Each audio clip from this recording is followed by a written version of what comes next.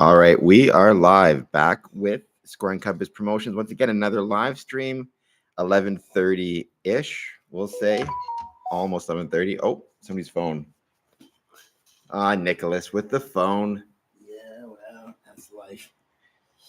All right, so today we figured we're going to talk about Freemasonry and Mythology. We'll just give it a few minutes, wait to see who joins. And Christmas.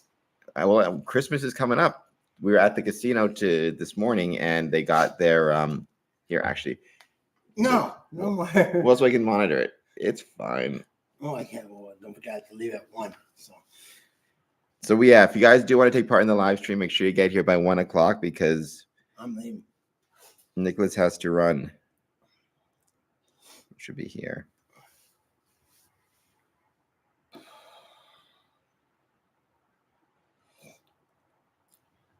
Oh, we got Sean Stifler. I know. I was thinking the same thing. I was thinking of American Pie. How's it going, Sean? Thank you so much for joining us just for a couple minutes. We're happy to have you here. Is he from American Pie? No, he is. I'm sure he gets that all the time, though. I'm sure it drives him crazy. He is from Johnstown. He was actually on the podcast with us. How's it going? How are things at the Johnstown Masonic Temple treating you? Okay, so he loves American Pie. So, like I say, I'm guessing you got quite used to. I'm guessing you heard a few of those jokes though in your time about. I'm behind American Pie. All right, hold on just 1 second. I'm just looking something up quickly.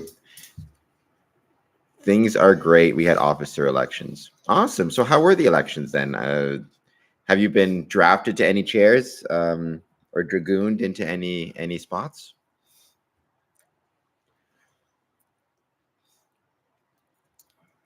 Because I did love Johnstown. And also, when are your installations, if you don't mind me asking, or your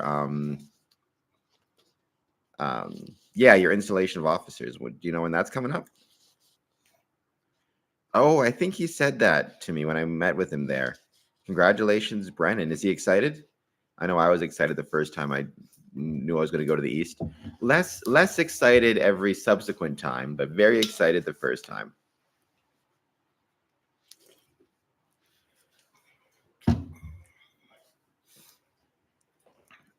But he must be excited. I know when I moved to the East. Yeah. Well, if you want, you can even throw me down on your chat. Hold on just 1 second. Info at, just putting something down in the chat quickly. Square and compass.ca. Throw me down and add me to your summons list if you can. And I can add, you're on my Square and Compass mailing list, but I can add you to my mailing list as well. And that way you can keep up with what's happening with my lodge if you want, if you're interested. I would love to see how much snow does Johnstown, Pennsylvania get in December or for over the Christmas season. I'm guessing a fair bit. We're supposed to get some. When are we supposed to start getting snow? I don't know. Hopefully the week of Christmas. I always really like snow. I feel like snow at Christmas is a nice thing, you know? I'm one of those people. One of those people who loves snow at Christmas. Thank you, brother. Last year, not very much. January started. Okay. But then thank you for sending me those pictures, by the way, of Johnstown in the fall. I think that's awesome to it was very cool to see. It has to be absolutely beautiful. The trees and stuff. So I'm sure it's gorgeous. You stop playing with the book, please. Well, probably not. So I'm going to. We're here. I mean, as always, these chats are kind of freewheeling, but I'm going to put down a question for a poll, which I'm hoping you guys can answer. We're going to wait for a few more people. I find it usually takes about half an hour for most of the people to start showing up. Yeah. So you guys got something in.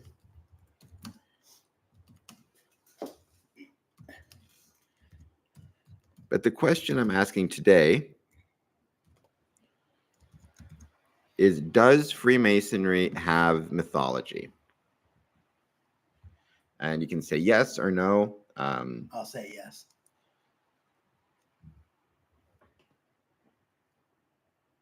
Yes. All right. So that's one saying yes from our good friend Nicholas Romita. I mean, I think a lot of it also is going to depend on how you define mythology. Speaking of that question, an interesting note is last couple of days we've had some challenges with the stream. By the end of it, it started to buffer quite a bit. I think we've got it fixed. I'm hoping we do. He thinks he does. Move over this way. There we go. So hopefully the stream works. If it doesn't, if there's issues with buffering, let me know. Here's the definition for mythology, which I'm going to share this screen if I could in just 1 second. Kind of the definition we're going to use, although if you have a definition as well, by all means you can use. Mythology, a collection of myths, especially one belonging to a particular religious or cultural tradition. Let's see. Myths means like it's not just for that definition. There's more definitions that myths could be like. So how would you define myth? Oh, I would say a myth is something that could be true, but sometimes it may not be true. Like a myth, like the Loch Ness monster or Bigfoot. Well, I mean, actually, it's interesting because Sean, if Sean's still on the chat, he can. We just had an event or he just held an event in Johnstown, Pennsylvania, an amazing event where they actually had a lot of Bigfoot researchers present talking about Bigfoot and cryptids. It was called cryptids. Yeah, basically that's what the skinwalkers are, right? They're cryptid. But would just the Loch Ness monster be a myth, or would it be like, would the mythology be the stories surrounding? Well, I believe there's something in there in Scotland water. Right. But then, so the idea of myth in terms of Freemasonry, right? So you're saying, well, the problem is actually we probably need a better definition too, because right now all the mythology says is a collection of myths, but that doesn't, or the study of myths, but it doesn't actually define myths. So let's switch it up and let's say we're going to go to myths definition. So myth is a traditional. Myth is a traditional story, especially one concerning the early history of a people or explaining some natural or social phenomenon. Supernatural. There I go. I rest my case. And typically involving supernatural beings or events. I rest my case right there. Paul Ravenstone is here. Hey, Paul, how's it going? Thank you so much for joining us. Much, much appreciated. How's it going? Is it raining over there, guys? Well, Paul's not too far from us, so it might be. No, it's raining right now. It's definitely raining here, but it's probably raining in Michigan as well. Oh yeah. It's if they get it, we get it. And vice versa. But Paul, good to see you. So let me know. Answer the question. Let's see how many people have answered it so far, the poll question. 2 votes, both saying yes. Does Freemasonry have mythology? So again, a traditional story, especially one concerning the early history of a people, explaining some natural or social phenomena, and typically involving supernatural beings or events. Yep. So, Paul, by the way, definitely raining here.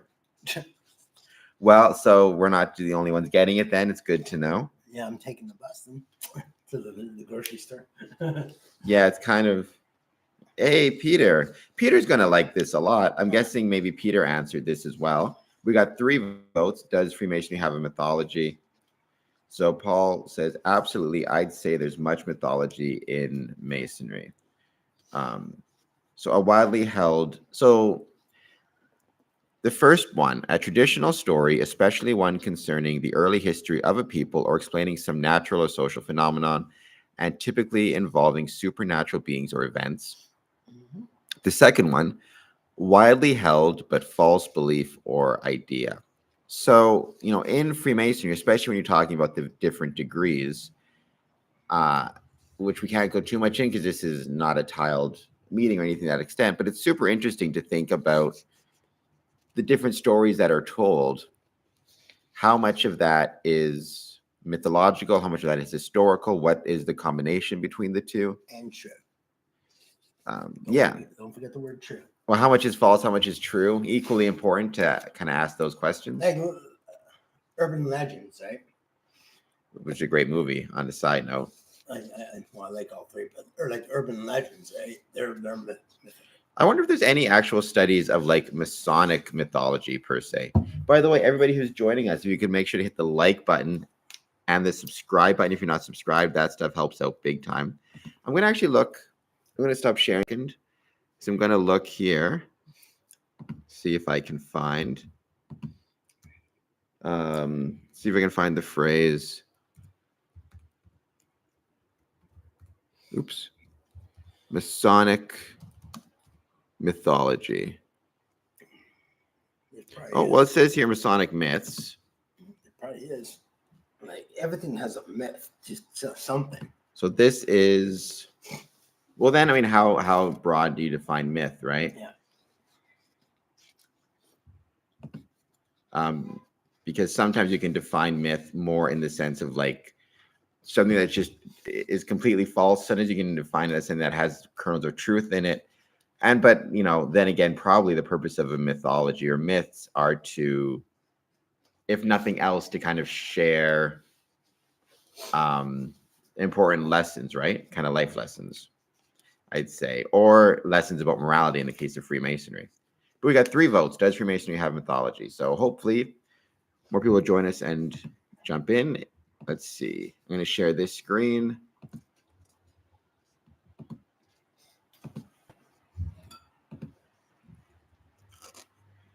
So Masonic myths. Give it a second to pop up. There it goes. Masonic myths occupy a central place in Freemasonry, derived from founding texts or various biblical legends. They are present in all Masonic rites and ranks. Using conceptual parables, they can save Freemasons. They can serve in Freemasonry. They can serve Freemasons as sources of knowledge and reflection, where history often vies with fiction. They revolve mainly around the legendary stories of the construction of Solomon's Temple, the death of his architect Hiram, and chivalry. Some of the original mythical themes are still part, to a greater or lesser extent, and explicitly, of the symbols that make up the corpus and history of speculative Freemasonry. Some myths, however, have no real posterity, but can still be found in some high grades or in the symbolism of some rituals. Others borrow from medieval imagination or from religious mysticism and do not bother with historical truths to cause legendary affiliations. I'm reading from like the screen. So it's affiliations with vanished guides or orders. You need glasses? Apparently. So, I really think that the key word here, so we know, if you're a Mason anyways, we understand stories about King Solomon's Temple, Hiram Abiff, chivalry, certain chivalric orders. But then there's also this idea of like some myths, however, have no real posterity, but can still be found in some high grades or in the symbolism of some rituals, right? So for those Masonic myths that maybe don't have any posterity, do they still present a value in speculative Masonry in terms of moral lessons or learning about kind of proper ways to act in the world or towards each other or towards brethren? If you're just joining us, hope you'll jump in the chat, say hello, as well as answer a poll question and let me know what you think. Does Freemasonry have mythology? If you've already answered yes or no, let me know why you said yes or why you said no. Like I said, usually it takes about half an hour for people to really start showing up. A couple days ago, we had a really great live stream. We had over 100 people join us all together, but it took about half an hour for the people to really start showing up. Meantime, we had a great time. Nicholas crashed with me yesterday. We watched. What did you think of the movie we watched? on the 12th date of I've Christmas. seen that movie 15 times. Well, you didn't tell. What does that tell you? You didn't. If So, I've seen it 15 times. so it must tell me you really like it. Yeah. Like almost every, not every, but like. I liked it because I really like. If everybody knows me, they know my favorite horror genre. My favorite genre of movie is horror movies, Yeah, we know that. especially slashers, nightmares, all that. My second favorite is Hallmark Christmas movies. So, getting the chance to watch here, let me see. Getting the chance to watch any of them is good, and so I used Prime to watch on the 12th day of Christmas. I also loved it because it felt like a love letter. I posted this on social media. It felt like a love letter to Chicago. And Chicago is my favorite city in the world. So, and he said he might move there. So I'd love to move to Chicago. It'd be expensive. It's not a cheap city, but it's a very awesome city as well. We're gonna drive fast if you want to get down there. Well, I mean, if you guys want to support me in that, support me on Patreon. Here, that's a good segue. You can join for free. Actually, you don't even have to pay to be a member of it, but.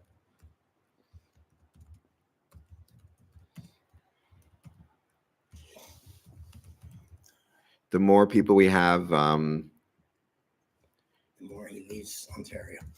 So that should encourage everybody to check that out and hit the join me on Patreon. If you can, pay a couple bucks, go nuts. If you can't, just join for free.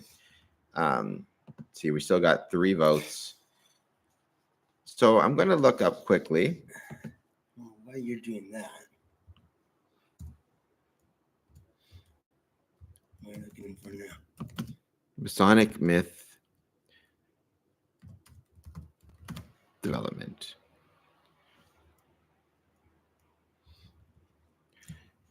Oh. And there's interesting also because I haven't really talked about it in this way, but there's 2 kinds of, your phone's getting kind of low. There's 2 kinds of myths that we could talk about here, right? I think for most people, when they see this question, does Freemasonry have mythology? They're thinking about internal to the craft, right? And the myths that Freemasons tell each other. But there's also a lot of myths about Freemasonry that exist outside of the craft. So people who aren't themselves Freemasons may have certain myths or certain ideas, both positive or negative.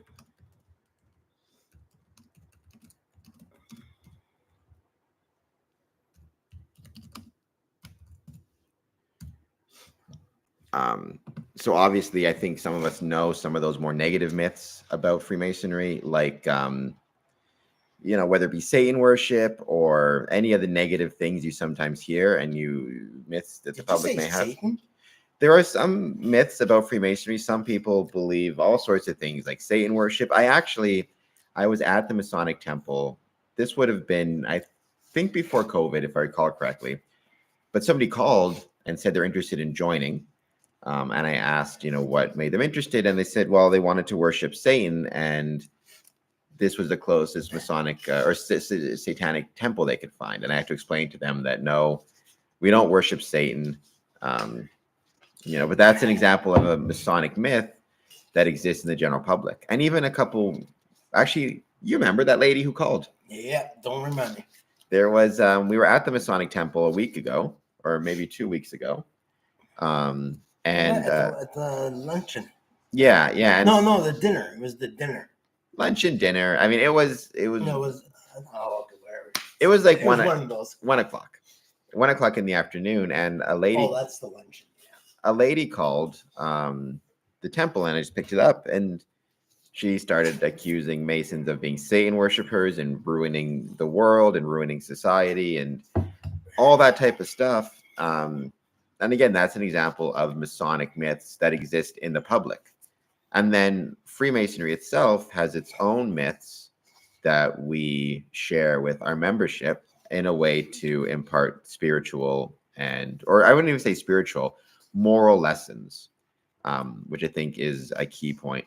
By the way, if you're just joining us, I hope you'll jump in the chat, say hello. Let me know if you answered the poll question, does Freemasonry have mythology? We've got 4 votes, all 4 saying yes. Let me know why you answered the question the way you did, as well as hit the like button. And if you haven't done so yet, please hit the subscribe button. We're just one away from 1,790 subscribers. We're at 1,789, so we're so close. Also, you can check out the link I left if you want to check out our Patreon page for Square and Compass.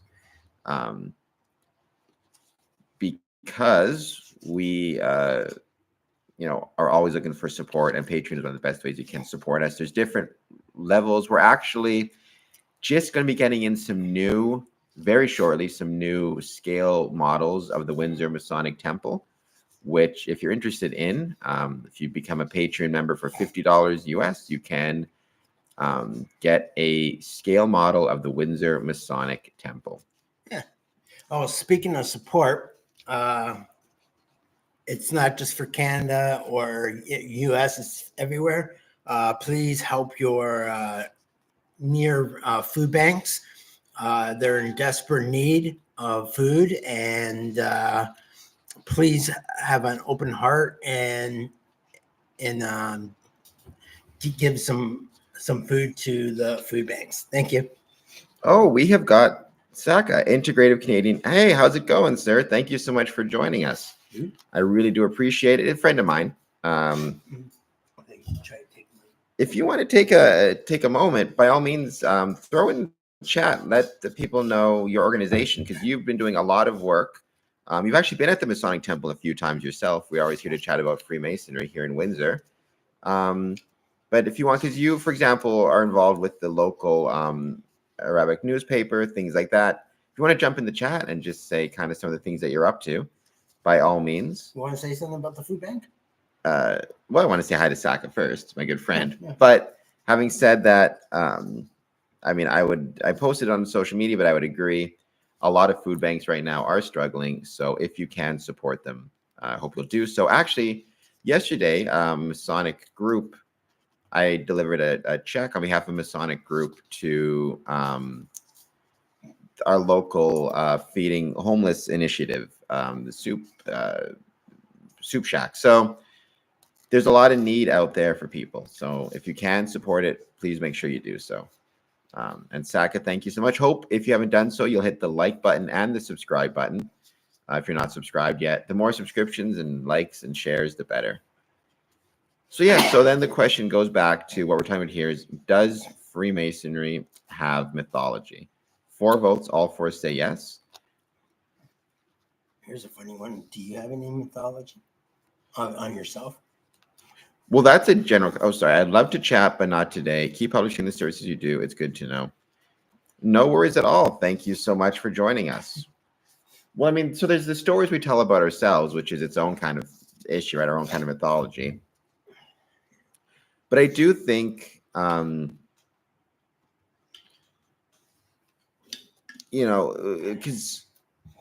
the idea of mythology, right? I think what the purpose of mythology, and I think that's kind of a good place to start. Before even talking about Freemason or Masonic mythology, why does mythology exist in the first place? Why do humans develop myths? Right? So if you type it into Google, hold on just one sec, and I would say several of these apply to Freemasonry.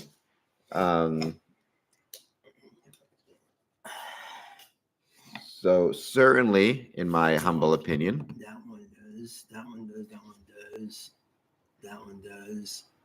So I would say when it comes to mythology and Freemasonry, I think all of them are.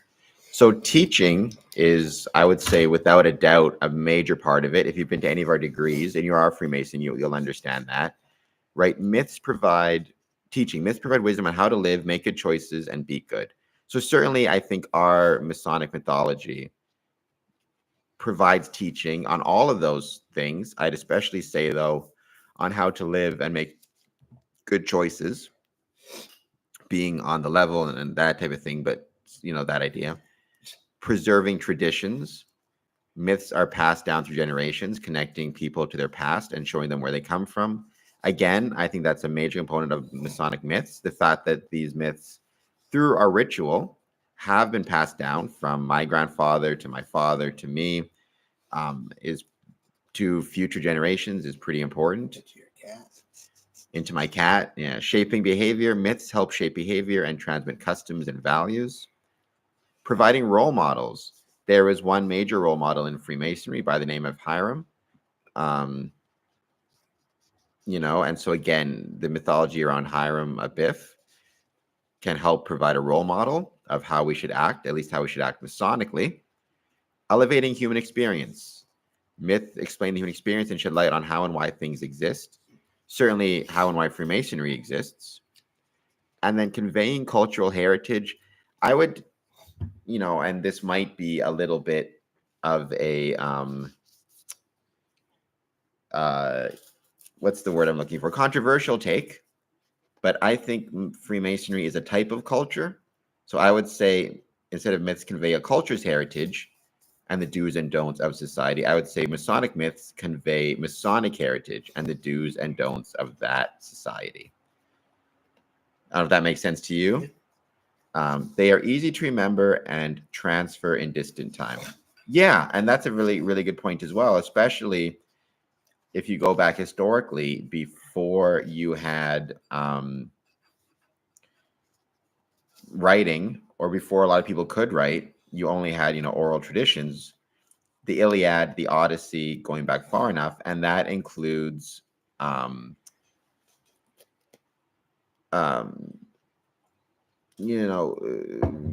on knowledge. You couldn't write it down, so you had to just rely on people sharing it generation to generation. And in order to rely on people to share it, they had to be, like Peter is saying, they had to be easy to remember. They had to transfer in distant time.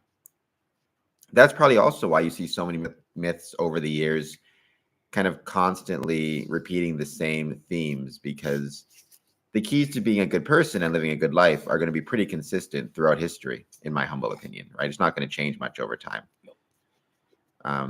But yeah, they are easy to remember and transfer in distant time. Thank you, Peter, for that. We still got 4 votes right now on they're all yeses, though. But then, interestingly enough, I think, Nicholas, you brought up a good point, right? The idea of mythology we create around ourselves. Like, how many people do you think create myths about themselves that they either tell to other people, but they're not necessarily true? It's just things they say about themselves, right? In order to feel good about the choices they make, which can be kind of dangerous, right? That type of mythology. Yeah, even if they don't understand it, they would have to be able to transfer it to someone who could understand it at some point. So the story has to be interesting enough. Well, I mean, we talked a lot about stories, right? I think we talked about famously on the Medium page, right? You mentioned Westworld and the Matrix, right? Westworld especially is kind of famous for being a story about stories and their importance to society. Oh, by the way, did you get that video I sent to you?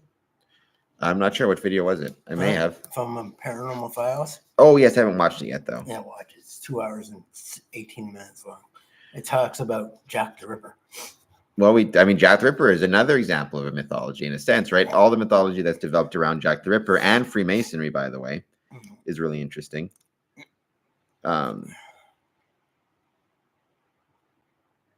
And Sleepy Hollow. Sleepy Hollow, and interesting enough, the TV show Sleepy Hollow, which I've been watching on Disney Plus. About the real place. Well, yeah, it is a real place, but there's a TV show set in the real place that talks a lot about myths. And going back here, though, what's interesting is you could argue, I'm going to stop sharing again in a second. When you're talking about mythology of Freemasonry, you have to start with mythology of stonemasonry. The Greek god of stonemasonry was Hephaestus. Yeah, do you know what kind of stones? No.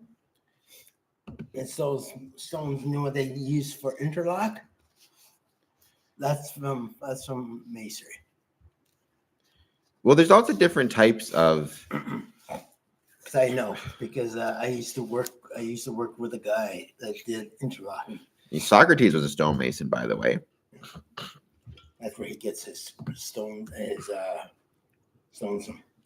God of. So, in terms of mythology of stonemasonry, let's start with that because that's kind of interesting to start with, or an interesting place to start.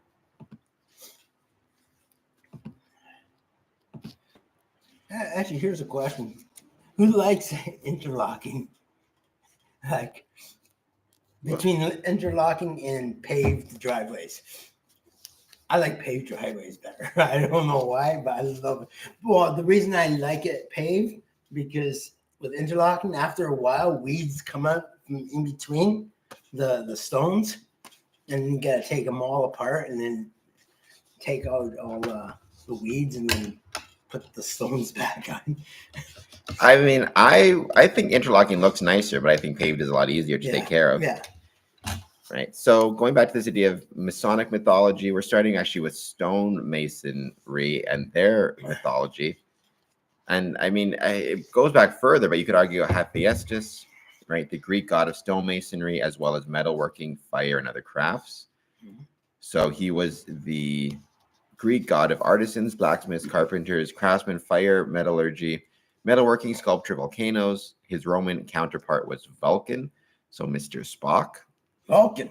Hold on. Let's see that. Hold on. Let me see that Vulcan style. Holy jeez, there's Vulcan in there. I knew that. Other gods related to construction and craftsmanship include. I didn't know what. Right. Moradin, a lawful good god in the Forgotten Realms, who was associated with dwarves, creation, smithing, protection, metalcraft, and stonework. Vishvakaram, a divine carpenter and master craftsman who built the cities and chariots of the gods and fashioned their weapons. Vulcan, the Roman god of rocks, whose symbol is the blacksmith's hammer. Just for fun, I'm going to go to Wikipedia for a second.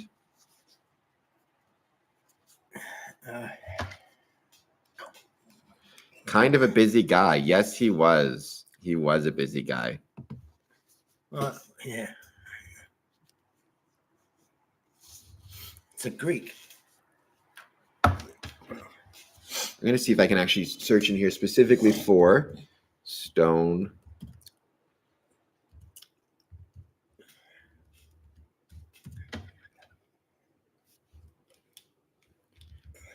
Can't find anything specific about masonry in here.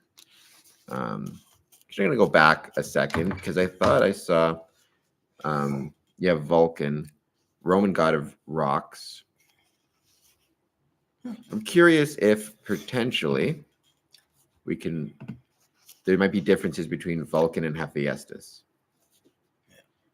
including fire of volcanoes, deserts, metalworking, and the forge in ancient Rome. He's often depicted in a blacksmith's hammer. Well, that's true. Like Vulcan actually is like almost like a short down word for volcano, really. If you look at it. I mean, I don't know if that's the etymology, but it does kind of sound the same. Yeah, Vulcan, volcano. Yeah. I didn't know that. Huh? So then if we're going to look at more, interestingly enough, I think when you want to talk about, we talked about this as well in a couple of days ago.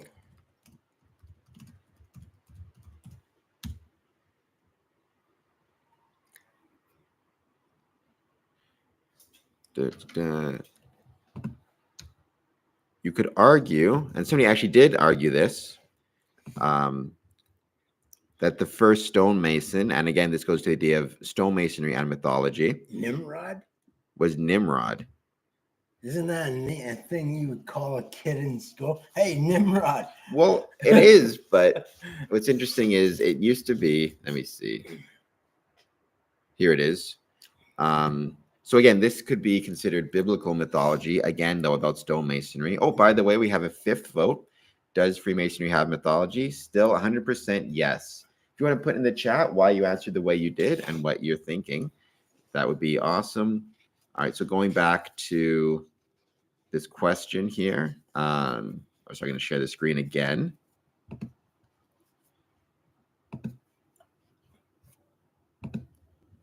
So the first biblical mention of Nimrod is in the, takes a second to share the screen. We're going to just give it a minute. I want to make sure everybody can see it. I know sometimes it can be kind of slow. Oh, hello, Cameron, Nicholas, and the chat. Welcome. Thank you so much for joining us. By the way, I'm going to talk about this more soon. I should be getting the scale models of the Masonic Temple shortly to send to you. Sean, thank you so much for being here. I really appreciate it. If you can, I hope you'll check out our Patreon page, patreon.com/SquareandCompass, and maybe become a member for free. Everybody who becomes a member is going to get signed up and could potentially win a free scale model Masonic Temple. But if you join at the $50 mark, you get one anyways. Lunch is over. I have to get back to work. Thank you so much for being here. We really do appreciate it. So talking about this type of mythology, you'll notice here the first biblical mention of Nimrod is in the generations of Noah. He is described as the son of Cush, grandson of Ham, and great-grandson of Noah, and as a mighty one in the earth, and a mighty hunter before the Lord, repeated in First Chronicles. So you'll notice here, though, Peter Bruegel's The Tower of Babel depicts a traditional Nimrod inspecting stone masons. So right there you have stone masonry being mentioned in the biblical sense, which you could argue, again, is a type of mythology similar to what we've got in Freemasonry. So I think that kind of looks at mythology as it relates to stone masonry. Then the question is, to what extent do we then connect it to the mythology of Freemasonry? So, I mean, Nicholas, before we go any further, you kind of talked about this a little bit. I don't know if you still want to talk about it. Like, when you hear certain myths, what is it about them that makes you think they might be real? Because you mentioned, for example, Loch Ness Monster, or, you know, some of these myths. To what extent do you think they may have a kernel of truth or not truth, and how do you kind of come to those conclusions? Well, that's a good question. I try my best. Well, it's not what you can see. It's just basically you look at reports that people have reported, seen them, and you just take it from there, and then you try to figure out what's eligible and what's not. To what extent do you think, like when you're talking about, to what extent do you think myths, like, do you think a myth, for example, could be 100% true, or do you feel like there's probably going to be levels of like elements of truth, but also elements of metaphor and elements of myth and elements of fiction, even, or elements of symbolism? Well, let me put it this way: with the Loch Ness Monster, they have sent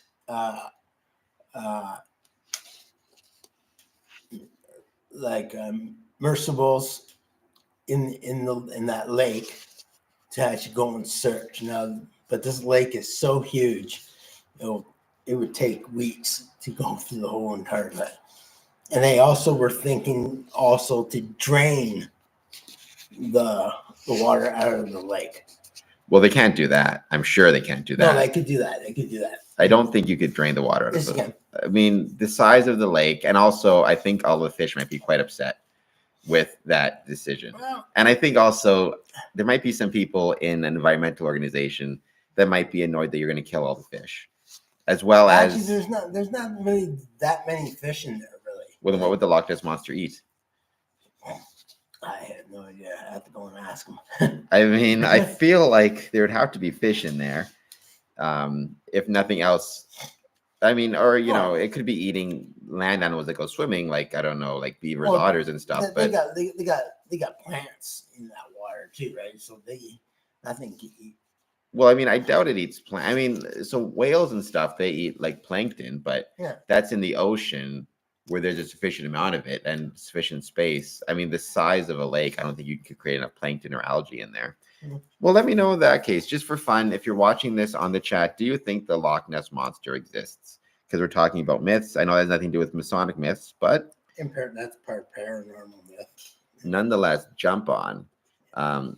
Courtney mentioned it's great to see you guys together once again. That's super cool. We're happy to be here together once again. So going back, though, we were talking today about myths, Masonic myths and otherwise. By the way, if you're just joining us, please hit the like button, hit the subscribe button, and answer our chat question, as well as let us know how you're doing.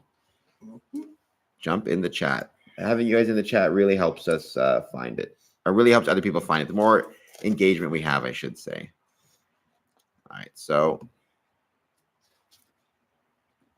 I'm going to start sharing this other screen in a second.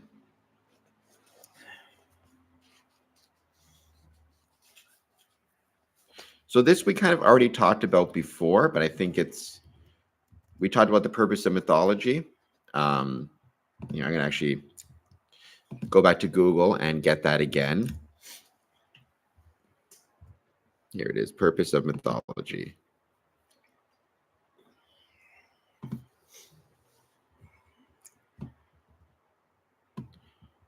But let's share this tab for a second.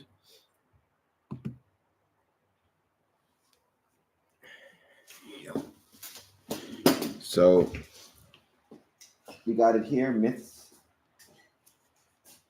Myths and Freemasonry. Myths in Freemasonry appear to be fundamental elements in the construction of ideas and feelings that are transmitted within the corpus of Masonic lodges and Freemasons. I'm just going to wait a second so we got the sound in the background right now.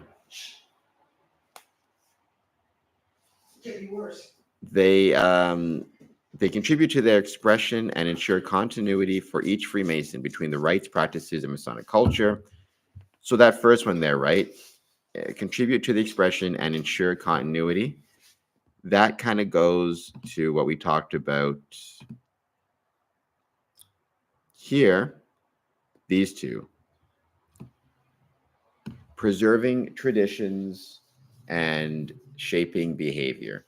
Myths are passed down through generations, in this case, generations of Masonic lodges, connecting people to their past and showing them where they come from and shaping behavior. Myths help shape behavior and transmit customs and values. All right, let's go back to this. Going back and forth between these tabs. Right, they follow a certain chronological as with other mythologies, the importance and quality of the combination of story elements is greater than the facts themselves. As a result, there is no one true or official version of Masonic myths, their richness often deriving from the multitude of possible interpretations. They follow a chronological narrative, which is completed with more or less marked variations. The fundamental principles repeating themselves regularly. Three great myths make up the main corpus of speculative Freemasonry. That the construction of the temple, which, without assuming a primordial place, offers continuity and centrality. That and the legend of Hiram, which stems from the possibility of Freemasonry, or for Freemasonry to reach an anthropological universal and remains the main legend of Freemasonry, and that of medieval chivalry, the human values of solidarity, loyalty, and virtue. Just for fun, I'm going to end this poll, though we're going to go back to it in a second. I'm going to ask this poll question.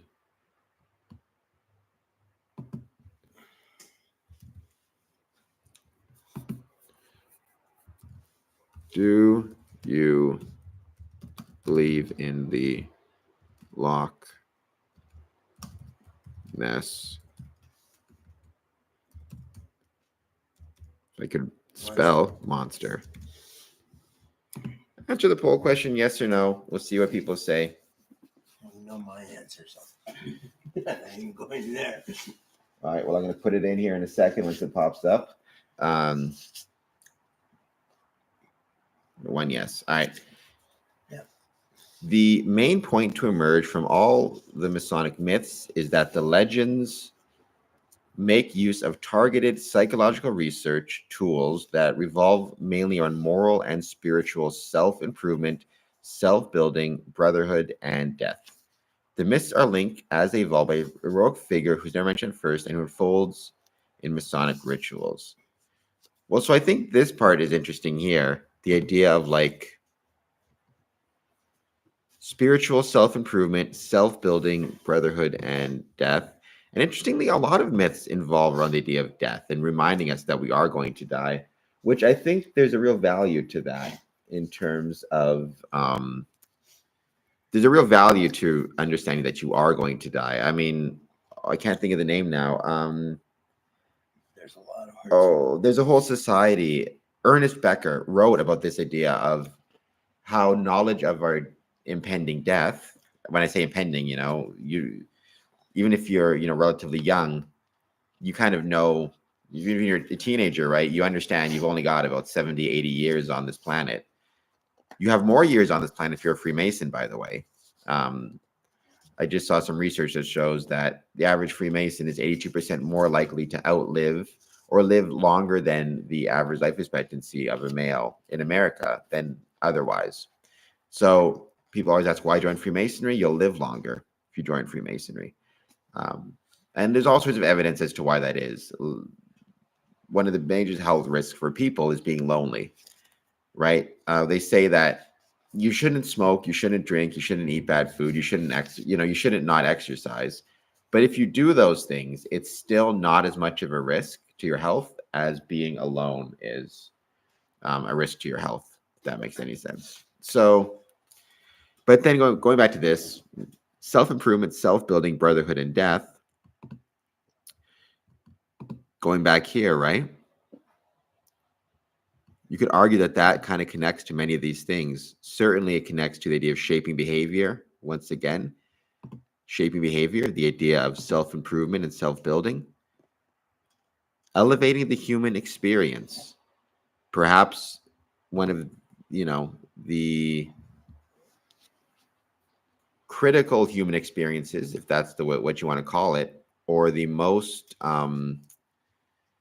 human of experiences isn't death. Everything goes through that. Everything living goes through that. Even plants go through that. But the fact that we have the knowledge of our own death and we are aware that it's going to happen is a very human experience. And we also mentioned, right, brotherhood. That's another human experience. That's also another way to shape behavior, the idea of being brotherhood. So I think that makes sense to me. All of those things connect. Interestingly enough, we have some answers to the question. So, do you believe in the Loch Ness Monster? 3 votes. 2 said yes. 1 said no. If you answered the question, I hope that you'll take a moment to jump in the chat and say why you said yes or no. Also, if you would be so kind, I hope that you will hit the like button and the subscribe button if you're not subscribed. The more people we get subscribing to this podcast, the more people will be. It's kind of one of those things where it kind of feeds in on itself, right? The more who subscribe and the more who like, the more YouTube shares it with other people. But I'm going to take a second. If you can jump in the chat, like I was saying, let me know, why do you believe or not believe in the Loch Ness Monster? Why did you answer the way you did? Because I'd be very curious. And the first poll, by the way, 6 votes. Does Freemasonry have mythology? That had 100% yes answer. So that was kind of cool.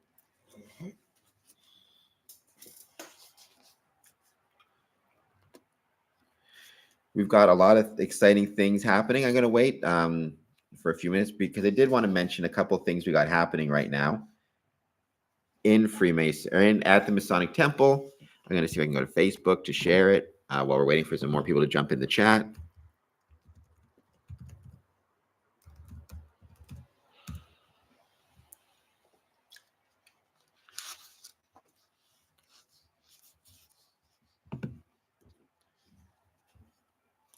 If I could find it.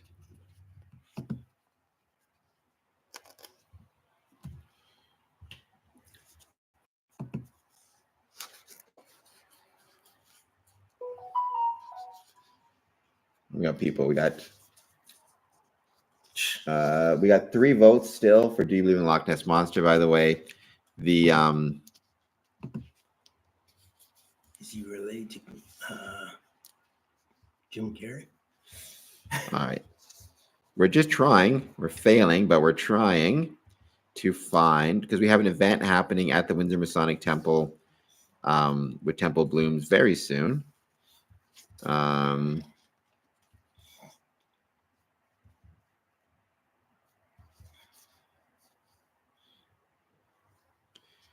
Here it is. It's coming up this weekend, this Sunday at 2 p.m. I plan to be there.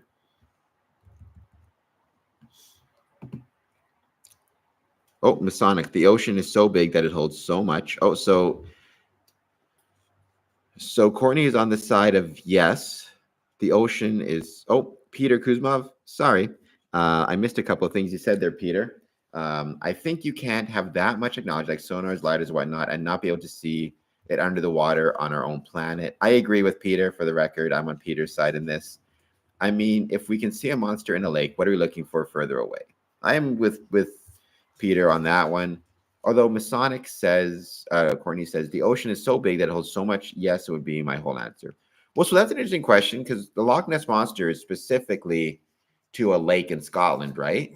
But I think what Courtney is saying there is maybe there's no quote unquote monster in the lake, but that doesn't mean that there might not be some animals we haven't discovered yet in the ocean itself. I mean, certainly the ocean is so deep.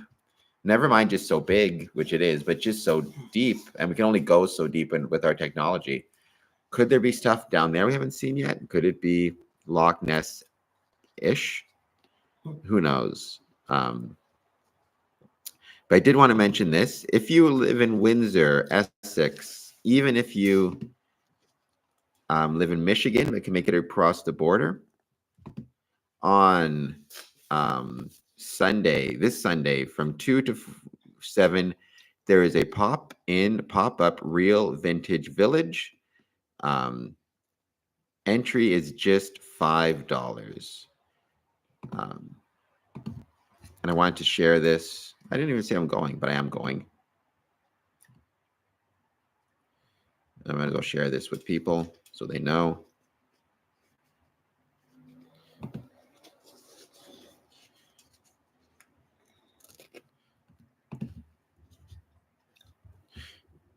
Here it is. On Sunday, November 17th, 2 to 10 p.m., we'll host the first in a regular series of vendor pop-ups at the Masonic Temple Ballroom. This one will focus on legit vintage apparel and items and will feature DJs and live performances in the retro holiday spirit. Suggested donation for entry is just $5. Chapter 2 Breweries, which is a great spot, by the way. I love Chapter 2. They've actually been super helpful with a lot of stuff at the Masonic Temple over the years.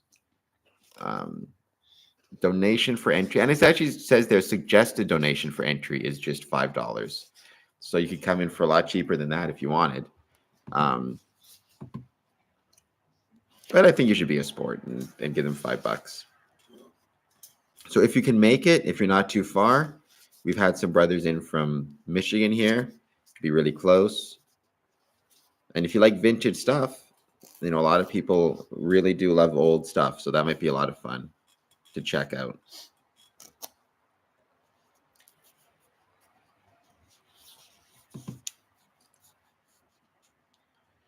All right, I'm going to go back because I wanted to make sure I got that shared. I'm going to keep that screen up because maybe I can share it.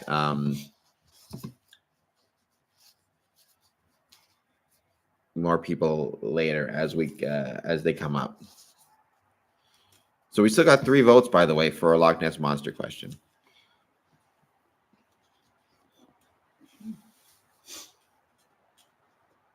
So this is interesting, and this is something that I'm not a huge fan of him, but people talk about it.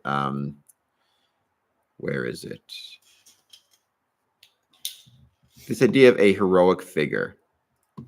Well, I mean, actually, Peter, if he's still there, he talked about this in his Medium article, right? The idea of the hero's journey, which is a pretty important and vital part of Masonic mythology, but not just, it's like all mythology, right? The hero's going on a journey. And in the same way, you could argue that at least the first 3 degrees, especially, represents a heroic journey or a hero's journey from entered apprentice to master mason, which is in of itself a type of mythology, which I think is super interesting and worth discussing more. I'm going to stop sharing this second. I'm going to go. Let me know, by the way, in the chat if you guys are still seeing this well. Like I said, we've had some issues the last couple days with this stream kind of getting shirty, if that's a good term to use. Shirty.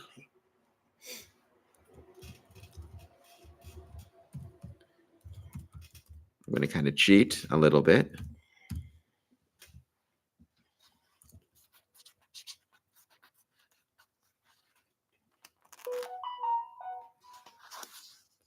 Let's see.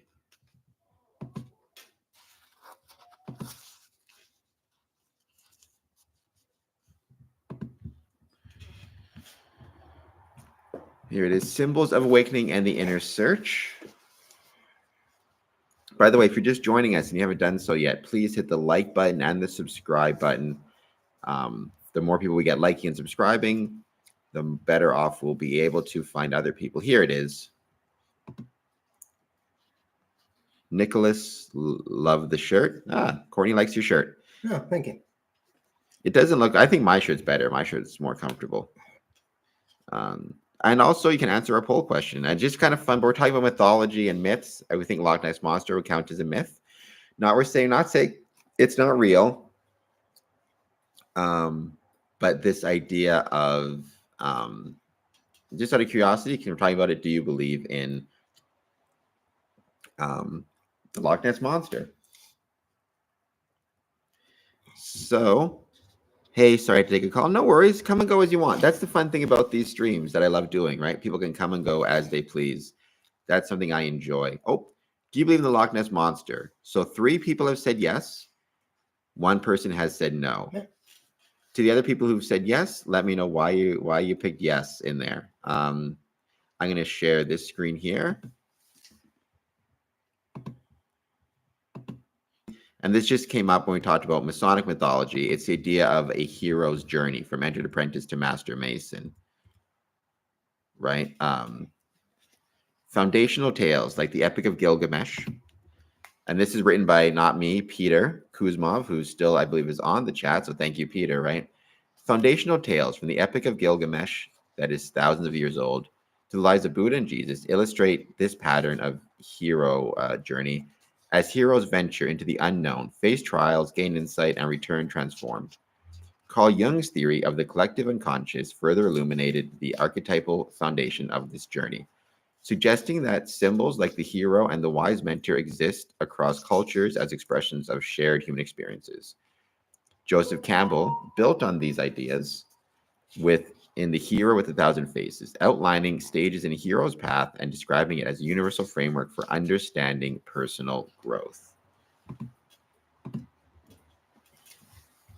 Here's the journey here. So the idea of you have your entered apprentice at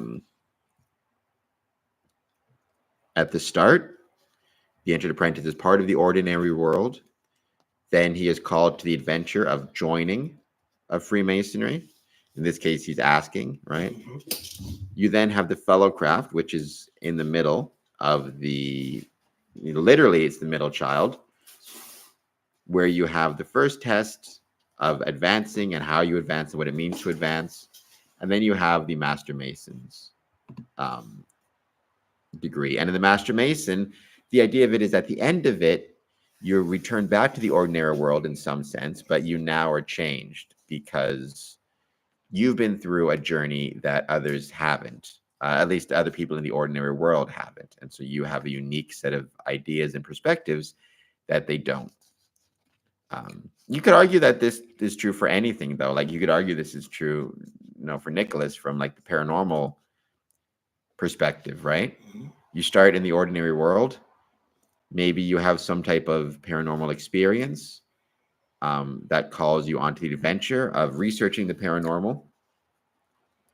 And then you're going to face the challenges and tests related to that research.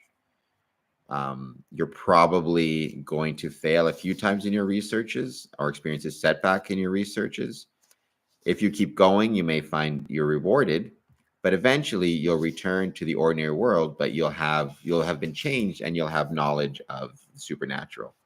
I don't know if that would be your experience.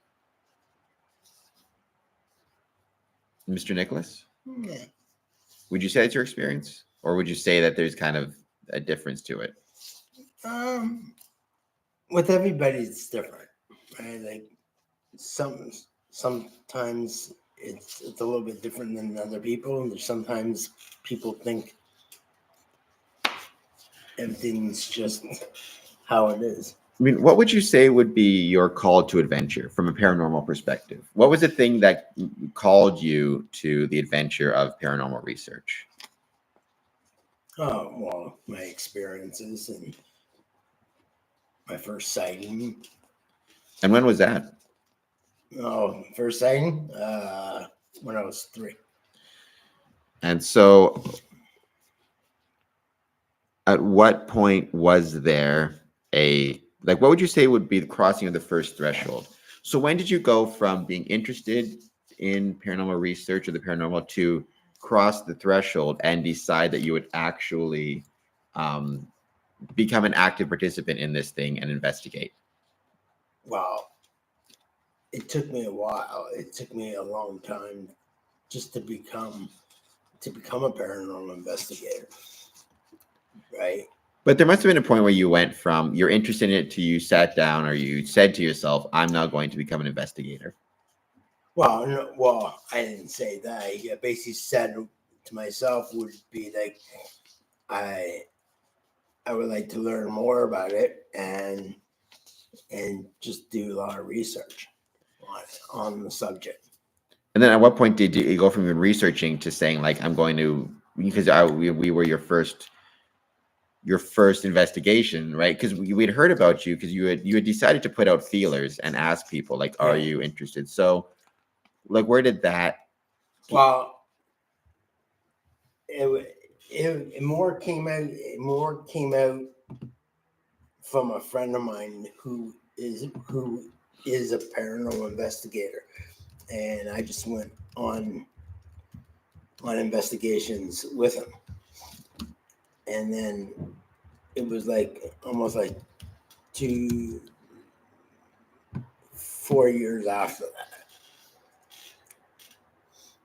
So that, I mean, I think there's a really interesting idea there, right? This idea of like being called to adventure. I'm actually going to put that down as a poll question here. Did you have a Masonic call to adventure? What that means is, was there a moment where you feel like you were called on to either, if you are a Freemason, to either join Freemasonry or take a more active role in Freemasonry? Maybe, you decided to become or attempt to become the master of a lodge, or engage in some type of project that you knew would be really hard and really challenging, but could benefit Freemasonry, right? When did that, would you ever say that you yourself had a Masonic call to adventure? And if you did, you want to talk about it in the chat, like what was it in your mind? What was that call to adventure? For me? Well, for you, it wasn't so much. I mean, I guess you could. Not very much. Well, I mean, I would say yes, right? No, I would say yes, but like. And it was in your case, it was literally a call to adventure. It was a call for me. Yeah. When I called you and asked you to perform an investigation at the Windsor Masonic Temple. Anita first, and then Anita to you, and then you to me.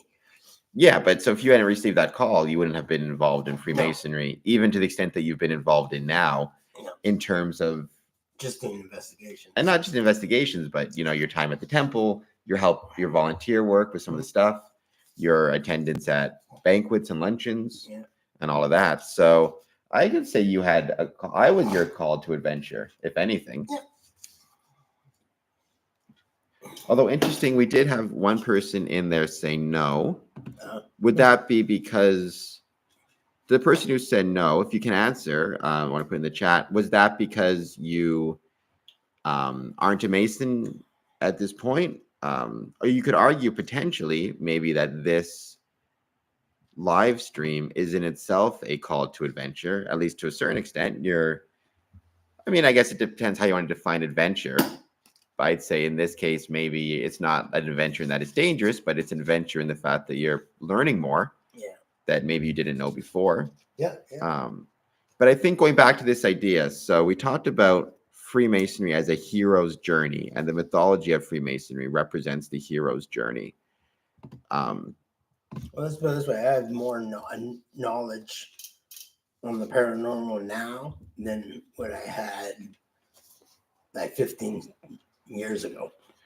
And hopefully you keep that going as well, right? Yeah. Like, to me, I think that's the most important idea, is that you keep on trying to learn these things. Oh, we had another answer. So 3 votes. Looks like 2 yes, 1 no. Did you have a Masonic call to adventure? If you want to put down in the chat what you think that call to adventure was, right? As we keep talking about Masonic mythology, you'll notice here the hero's journey became especially influential in modern storytelling. Filmmakers like George Lucas and writers incorporating Campbell's ideas to create resonant narratives. Do you think the authors of rituals were not aware of this structure?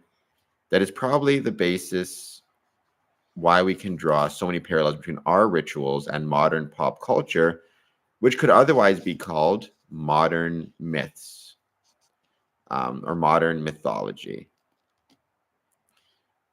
Paul Ravenstone, I'd say yes, but it's kind of nebulous in that I thought, this seems like it might be a fun thing to do. Yeah, but I'm guessing in that case, maybe you passed a Masonic temple and that was your call to action. There's probably some event you weren't planning on it, but it kind of spurred that first thought of this seems like it might be a fun thing to do, right? So whatever that thing was that created that thought in your mind would probably be your call to action. Which, who knows? Sometimes we don't even know what it is. Like you said, it can be very nebulous in that you don't always know. Nicholas, I have a slight question. How many entities would you say were present during your investigation at Cameron's Masonic Temple in Windsor? Entities? I would, if I can remember correctly, I think it was about 3. Well, there was the one on the stairs. One on the stairs, one in the bar, where the cash register was, and one in the blue room. Was it the blue room or the red room? The one we so the have to look at it. So blue room, red room. So the one at the chair. Yeah. In the blue room, and the cash register. Terribly uncomfortable chair. One by the cash register, perhaps. So 4, I guess, is what you're saying. And then one on the stairway. But there's one on the 4. No, they're right, 4 because so we saw a black shadow too. Well, there's red room, blue room, but the one stairway and cash register. But I think the one we caught was in the blue room. Well, we didn't catch any. We're gonna keep them. No, but we caught something in the blue room, wasn't in the red room. So we'll say 4 altogether. Because there was a shadow person. Okay, so there's the call to adventure for Paul Ravenstone. Okay, I guess in that sense, then it was when I was pretty young, maybe 9 or 10 years old. I went to an estate sale. There was an entire room in this house that was dedicated to masonry. Yeah, that would be a pretty impressive call to action, right? Call to adventure, because you saw that and then it stuck with you. And that's why I'm a big believer in this idea like I've said a million times, I hate, and you've probably seen me on this chat, I hate the word only. Um, like genuinely, it's my least favorite word. It was actually, I got that from a book called The Long Walk by Stephen King, which is becoming a movie starring Judy Greer, which I can't wait for. And Mark Hamill. And Mark Hamill. I because you never know what the call to action is going to be or when it will pay off, right? So you were 9 or 10 years old. I don't know how old you need to be in Michigan. If I recall correctly, it's 18 to become a Freemason. But you're 9 or 10 years old. You're in this estate sale. You see the room, and however many years later, that sticks with you, and you become a Mason. So many people have this idea now of like, oh, it's only this, it's only that. It was, it's only something that affected a kid. They can't become a Mason for the next 8 years, so who cares? But it's like you don't know when that call to action will manifest itself, when it will matter. But clearly, it was an important thing in your life that eventually that kernel led you to Freemasonry. It led you to meeting me. It led you to all the headaches of Freemasonry, but all the joys of Freemasonry. So these things matter. They're little things, but they're important. I remember buying the small black book, and now I know it was a 1-letter key, but I no idea what it was, but it was cool. So again, right? It's this idea of like, if they hadn't bothered to put that black book out, if they hadn't taken the time to create that room in that estate sale, who knows if you still would have become a Mason. There's no such thing as small calls to action. They all matter. They're all important. I remember, I've told this story before. When I was a kid, as all kids, right? I used to have babysitters. And I used to love this one babysitter because she used to let me stay up past my bedtime to watch Are You Afraid of the Dark? So thank you. I don't remember her name, but thank you, babysitter, who let me stay up past my bedtime. But I remember we used to play these games of tag, and we just run around and play tag or whatever it is. And so I go to sleep. My parents come back. She takes off or whatever. But the next day she wrote me like a note. And I remember the note was like, it was great watching you. Thank you so much. You're a great kid to babysit. And you played you're the best game of tag player ever. And I still think of that, even 30 years later, right? It was just a little moment, but it made a big impact on me as a kid. So same thing with this, though. It's like, yeah, you were young. It was quote unquote only a black book, only an estate sale, but it planted a seed, like you say there, that was ultimately a call to adventure. In this case, the call to adventure being becoming a Freemason. So yes, so Nicholas has to go in 15 minutes. So if you want to ask any more questions about the paranormal, now would be your chance before we go on to keep talking about mythology and the mythical call to adventure. Anybody who's just joining us, please hit the like button, hit the subscribe button. The more people we have answering questions in the chat or asking questions, the better it is. And again, please hit like and subscribe. I just found out that I'm type 2 diabetic. I'm sorry to hear that. So I didn't make the 6:30 p.m. local lodge meeting, but I'll be breaking bread with the guys on the next one. So that's always considered a Masonic adventure. Absolutely. I agree with that 100%. Sending some hearts your way. Very sorry about finding out that you are type 2. I think you mentioned something about that before in one of the comments, if I recall correctly. So I'm very sorry to hear that. But yeah, I think breaking bread can be a Masonic adventure, 100%. It absolutely can be. And again, it could be a really small thing that makes a really big difference. If you haven't answered the poll question yet, I hope that you will.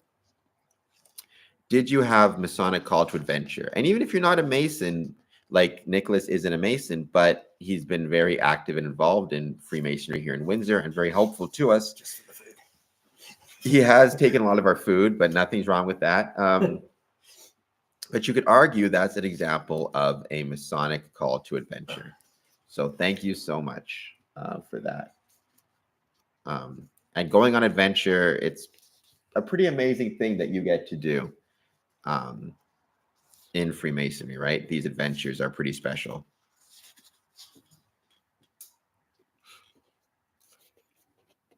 We got some more people jumping in and out of the chat, which has been awesome to see, watching us, or the live stream, I should say. Let us know. Do you have any Masonic Cult Adventure? Do you have any questions for Nicholas about the paranormal or the supernatural? We can go on from there, though, right? Like, we'll keep asking these questions.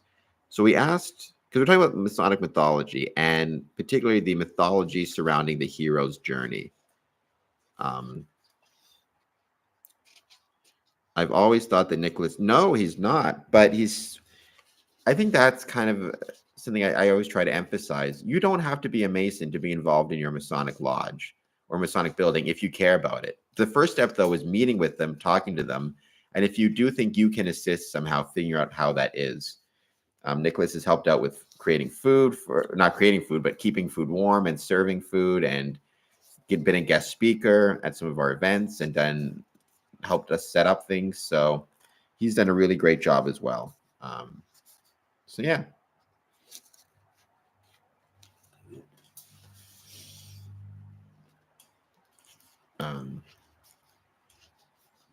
Interesting enough, though, we also talk about what is mythology. You notice down here. But that doesn't mean it's a bad idea to compare these elements and perform this exercise to develop skills and pattern recognition, thesis building, reasoning, and logic. It's even beneficial to start with an idea and then completely dismantle it with why it's not like that. So again, it's this idea of I'm trying to think what the right word is, of using a myth to ascertain why something is or isn't kind of the way why something is or isn't the way it is, why Freemasonry is the way it is and makes the choices it makes and has the stories it does and does the things it does, right? I think that's a pretty valid use of mythology. Still waiting a little bit longer. Anybody want to talk to Nicholas about anything before he's got 10 minutes before he has to go, as well as answering the poll question? Did you have a Masonic call to adventure?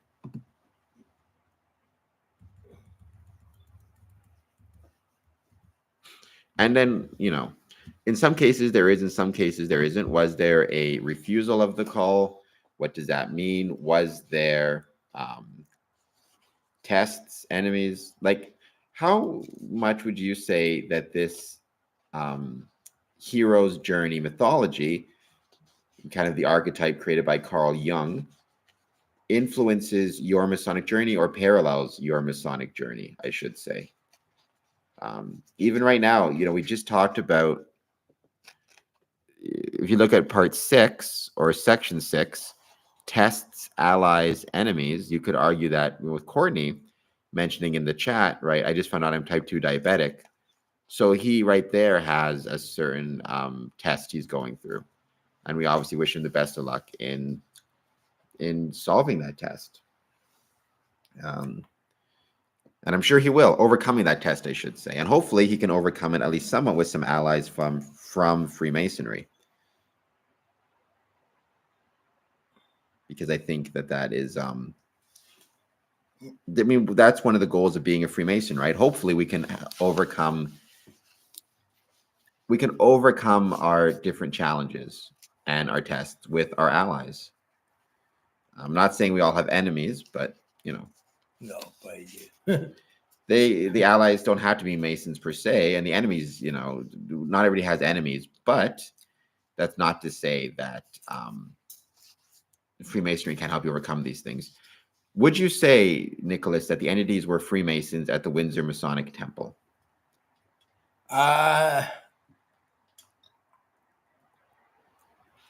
One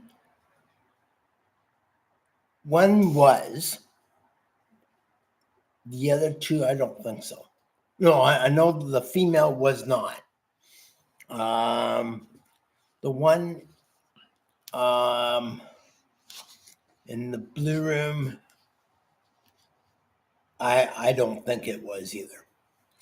Well, I mean, it's interesting to note, though, there is such a thing as the Order of Women Freemasons. None have ever, and Eastern Star, which is a Masonic body. But I mean, Eastern Star used to meet at the Windsor Masonic Temple, I think, so long ago. So yeah, so I mean, there are an Order of Women Freemasons. The Order of Women Freemasons, though, is primarily in Toronto and England. But I actually interviewed them on the podcast. You could argue that that is a kind of a myth, even in Freemasonry, is that there's no such thing as women Freemasons. I mean, that depends on how you want to define it, and that can get into some subjects. But there is an order of women Freemasons, and they are trying to get more recognition. But obviously, I couldn't visit them, and they couldn't visit my lodge. Yeah.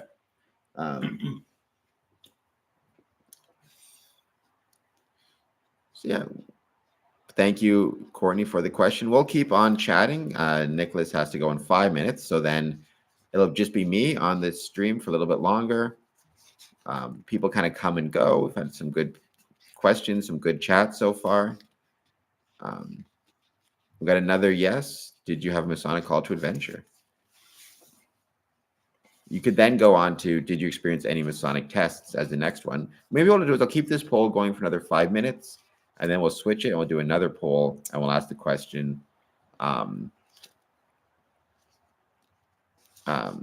did you experience any Masonic tests?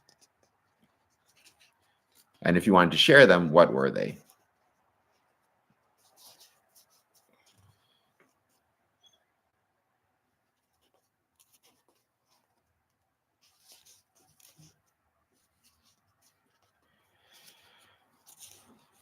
Or you could even go to section 9. Did you experience any Masonic rewards? And what would you say those rewards were? Nicholas, when will the audience receive another wonderful paranormal adventure on Cameron's wonderful podcast? Well, I think that we're considering New Year. Yeah, New Year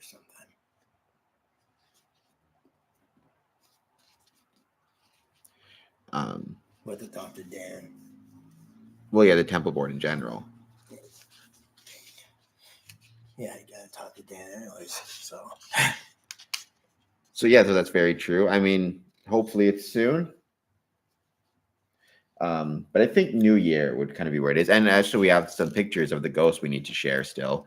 We got to get those to you. I'm going to see Dan soon enough. I know Dan sent it to me. Maybe I could even just send them to you sooner or later. Well, even the one that his wife said she has a whole bunch of good ones. And don't forget, we all like to talk about Freemasonry here. We have the poll question now. We're talking about Masonic mythology. That doesn't mean I'm more than happy to talk with anybody about anything they want to chat about. You even talk about the fact that Christmas is coming up. I've got some Christmas things happening, some Christmas live streams, some Christmas events. So that's going to be fun. In the next few weeks. And actually, we were just at the casino this morning, went to PlaySmart, grabbed some coffee, and Caesars Windsor, which is a block away from me, has started to decorate for Halloween. Decorating for Christmas. They got the tree up. They got the wreaths up. Yep. On November 25th, I'm going to be doing the Salvation Army kettle bell ringing. So maybe you guys can check me out for that as well. We're going to do a live stream on my personal channel for that one. Oh, 5 votes. Did you have Masonic call to adventure? 5 people. So 4 people have said yes. 1 person has said no. Dark Shadows. Wake UO. I'm assuming that meant to be wake up. I don't know for sure. Dark Shadows, let me know if you're a Mason, if you're the one who answered the poll question. You gave a yes. Also, okay, so yeah, I did figure it was wake up. I don't know if you want to expand on that a little bit. Also, Dark Shadows, if you'd be so kind, I really hope you can hit the like button and the subscribe button. That really does help us a lot with more people finding this podcast. No worries. We're still happy that you're here. The fun thing about this live stream is, and not just that, I'm a barbershop worker. Awesome. I mean, good for you. Good for anybody. I mean, I always get my haircut at a barbershop here in Windsor, on Olet. I'm gonna give a shout out to him. He's kind of just north of the Masonic Temple here. He's a super cool dude. He does a great job. So I don't know if you're from Windsor or not, or where you might be from, but um, everybody go check out Dark Shadows if you need a haircut. But yeah, I hope you can hit the like button and subscribe button. Subscribing helps big time. And let me know if you have any questions or you want to talk about Freemasonry and Masonic mythology. I'd appreciate it. The fun thing about this live stream is it's not just for Masons, it's for anybody. If you're not a Mason, but you have questions, I can try to answer them. I've been a Mason myself since 2007. So I don't know everything, but I do know some stuff, and I think I have a basic grasp. And even if I don't know the answer, hopefully I can help you find the answer. I'd also love to know how you came across our stream. Did it show up on your just recommendations, like on YouTube? Show up on social media? Let me know. And when you said wake up, did you mean wake up as in that's the call to adventure? Is like a wake up call? I'd love to know.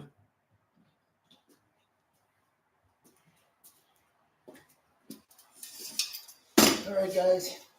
Have a good day. Oh, Nicholas has to go. Hold on just 1 second, guys. I promise I'll be back in a minute. Dark Shadows, I hope you'll stick around and answer some of those questions I gave. If you'll give me 2 minutes, I'll be right back.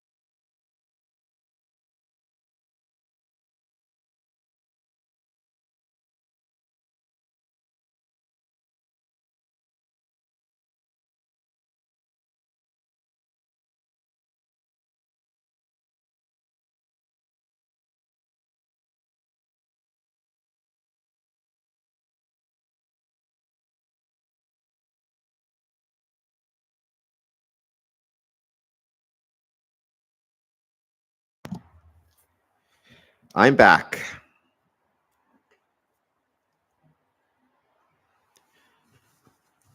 If anybody else wants to jump on the chat, again, let me know. Did you have a Masonic call to adventure? If you have any questions about Freemasonry and Masonic mythology, I'd be happy to try to answer those as best I can. I can't make any promises, but I like to think I'm pretty knowledgeable.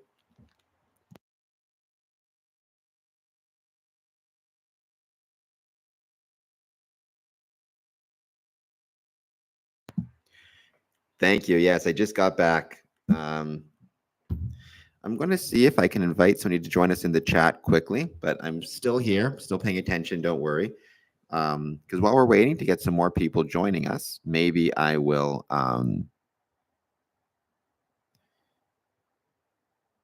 see if I can't get some more answers. Hold on just 1 second.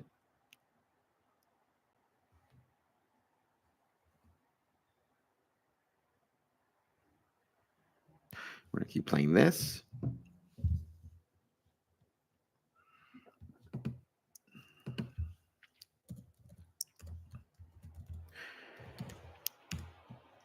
Right, so the next question I'm going to ask in a few is, did you have any Masonic? Oh, I'm hoping that my stream is doing okay. Let me know if it's still coming through all right, because I feel like we're having the same problems I had yesterday now a little bit, in terms of the stream cutting in and out. I hope not. If we are, let me know. Let's see if I can solve it. I might have to reroute the router. But welcome everybody who's just joining us. Once again, we're here talking about Masonic mythology and kind of applying it to our own journeys. In this case, we're talking about it in terms of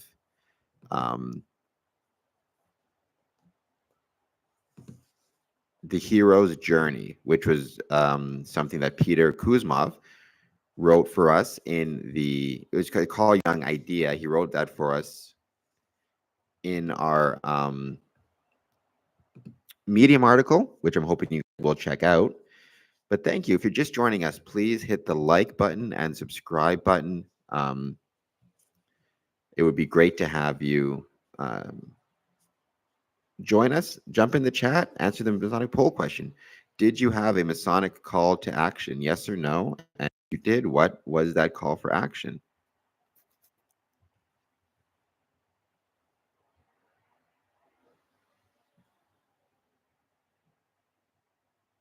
And let me know how I'm coming through, because I'm worried.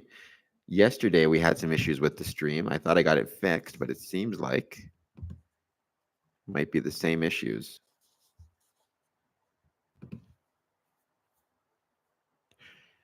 5 by 5. Well, first of all, I'm happy that you use that term, because I used to love Buffy the Vampire Slayer, and that's something that Faith used to always say. So I'm glad the stream is going well. I'm just trying to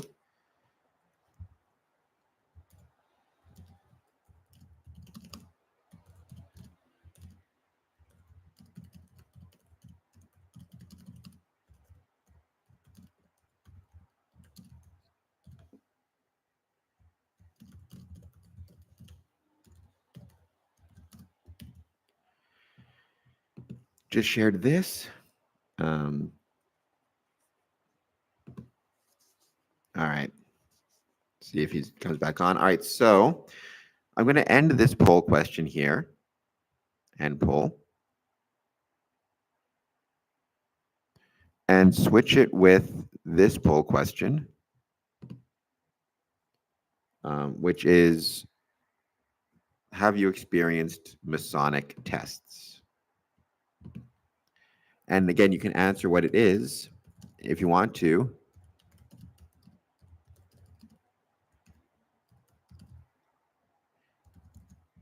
In the chat.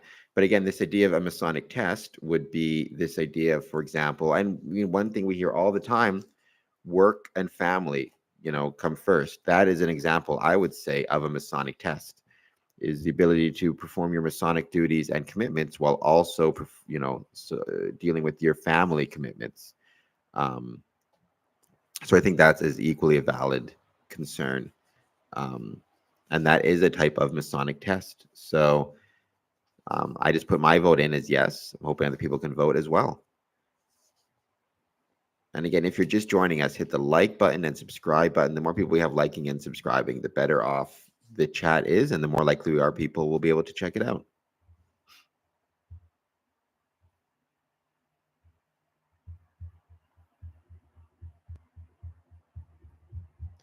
I would say for me, the test has just been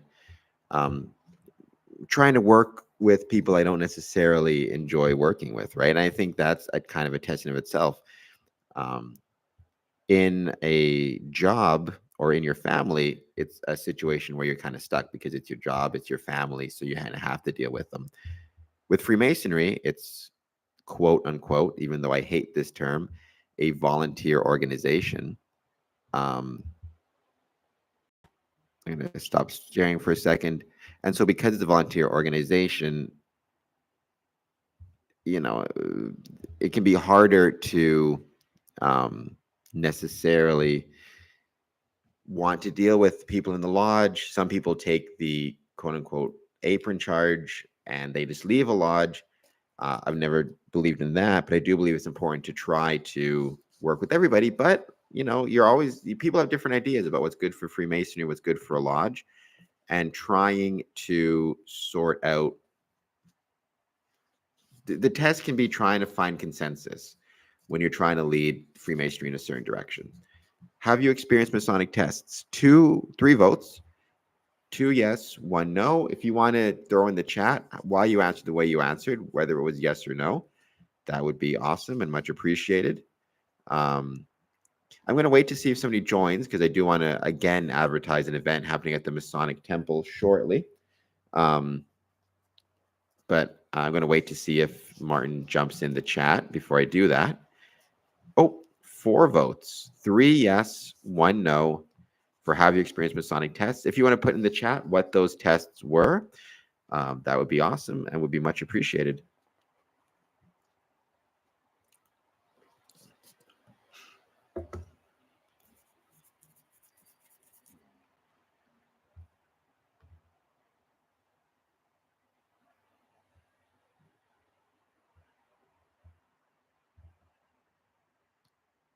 And also, this again is going to the idea of mythology in the sense of the hero's journey as first reviewed when it came to Carl Jung and modern mythology and ancient mythology and the hero's journey, which so often forms a type of mythology or forms a base of mythology, both modern, ancient, and Masonic. Absolutely. And as you experience as Worship Master, the amount of time dedicated to running a lodge, or like I say often, herding cats, the life-work balance, the life-work Mason balance can get a bit much. Absolutely. No, I agree with that 100%. I think it very easily can get to be not just a bit much, but a lot much. I think people don't recognize how many Masonic tests and Masonic challenges there actually are, and trying to figure out how to balance those. It's not easy, right? It's never been easy. You could argue it's worth it, I suppose, but the idea of it being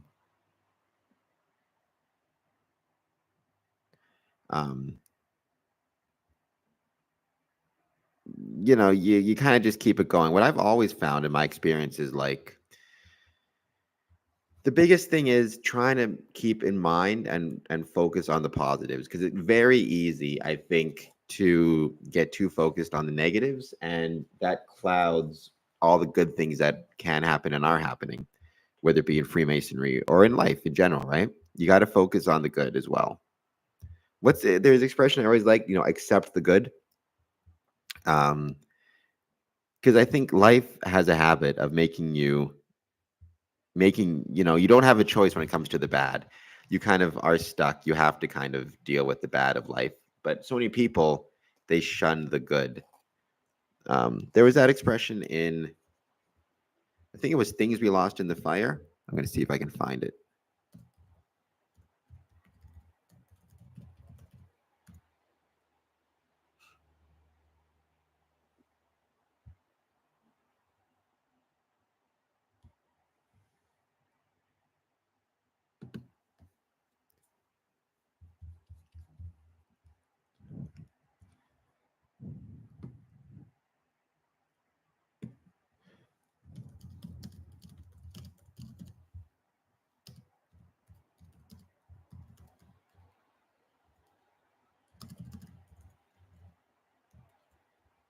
Oops, if I could find it. I'm not going anywhere. Cameron, what has been your ultimate Masonic adventure? I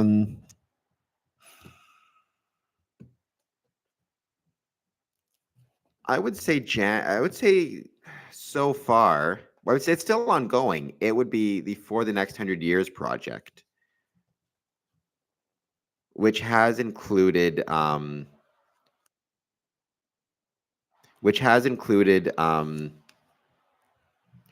January 19th and 20th celebrations, which were in Windsor, which were 2 of probably my most favorite moments of all time.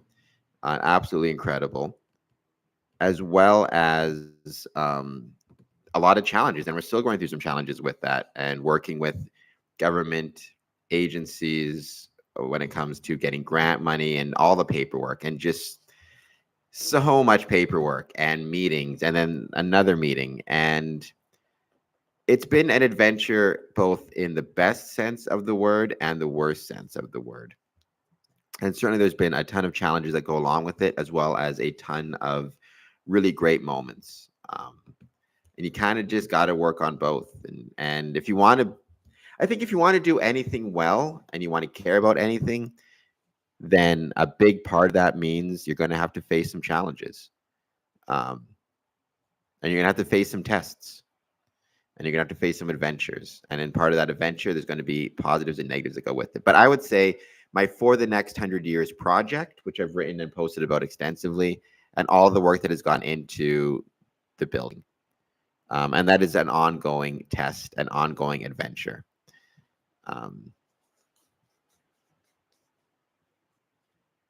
Yeah, and I like what Paul Ravenstone said there. It definitely does feel like herding cats sometimes. I'm going to see if I can share in just 1 second.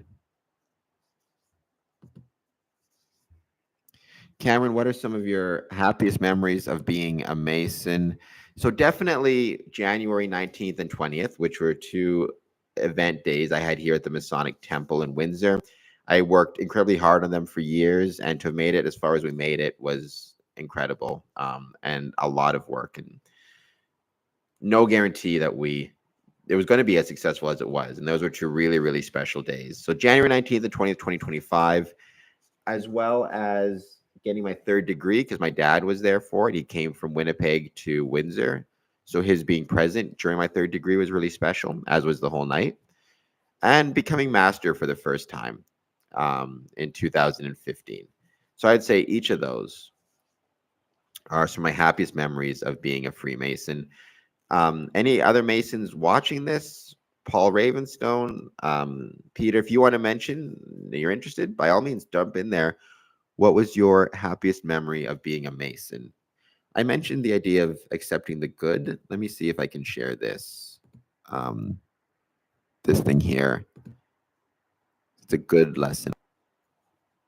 Let's give it a second, see if it pops up. I think sometimes it can take a second to go from a black screen to the actual. There it is. I think we've all got it. I'm going to see if I can share this.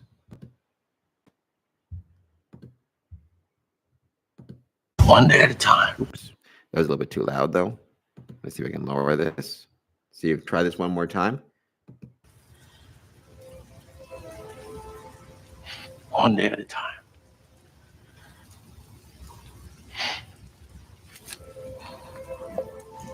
That's right. I'm going to start at the beginning. It always starts with me stealing silverware. Then I go sell it to this guy who I used to know, who owned a catering service. Then with the money, I go to this place where I used to buy my drug of choice. And he's not around. So I go to other spots, right? But for some reason, no one is around. All of Seattle is dry. And then I get that feeling. The dread. And I panic.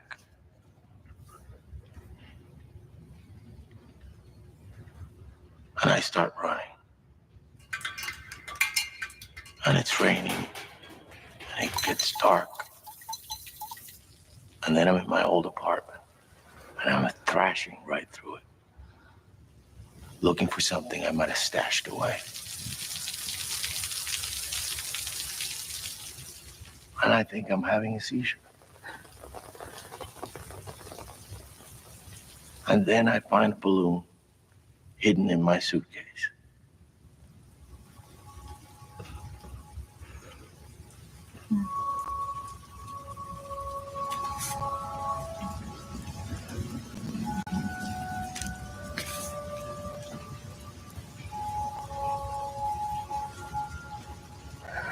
Accept the good. So there I am. With a bag of junk in one hand. And the money for my next fix in the other. And I feel a total, utter peace.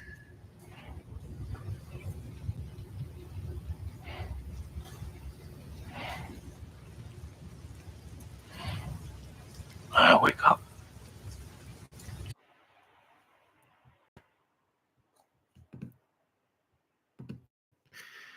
So there we go. Just since we're talking about Masonic tests that we all end up facing, I like the idea of sharing that, because I think one way to deal with a test is to accept the good. I'd have to say that it is a time frame, not a single moment. Being able to serve my lodge, the charter within, and the members, despite the frustrations of herding cats some days. Yeah, I mean, and I think that's true, and I think that's a good way to look at it. And mythology is like that as well, in a sense, because it's stories that are more than a single day, right? It's stories that are hopefully every day, or consistent over time, right? Like even a myth, you may have one moment that stands out, but it's a culmination of a lot of things. So yeah, Paul, thank you so much. Again, I'd have to say that it is a time frame, not a single moment. Being able to serve my lodge, the charter within, and the members, despite the frustration of herding cats, it is my happiest Masonic memories. Good answer. Anybody else who's just joining us, I hope that you will take the time to hit the like button, hit the subscribe button. That helps huge, as well as answer a poll question. Have you experienced Masonic tests, especially if you're a Mason? And also let us know. We're talking right now about what are our favorite or happiest memories of being a Mason. And we were talking about, generally speaking, Masonic mythology. And right now we have tied that into this idea of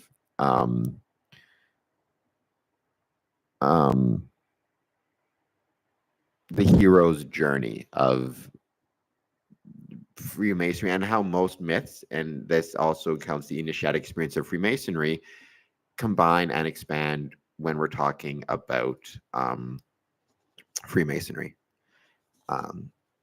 So yeah, what myths do you find most interesting? That's a super good question.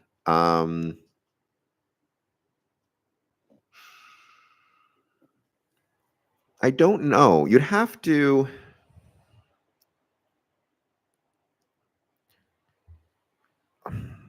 So I guess it depends. So I think when we think about myths, the tendency is to focus on and think about the classics, right? So I really always did enjoy Greek and Roman mythology. So the tale of Theseus and the labyrinth, Icarus flying too close to the sun,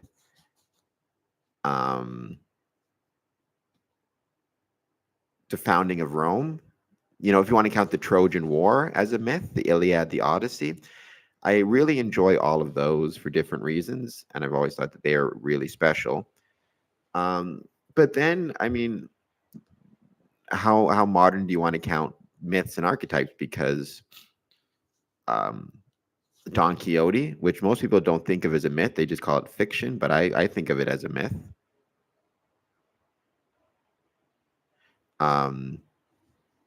So I tend to view it as a myth in and of itself. Don Quixote. I also tend to view, my favorite modern book would be The Long Walk by Stephen King, which is becoming a movie. Again, becoming a movie, by the way. That's another one where I tend to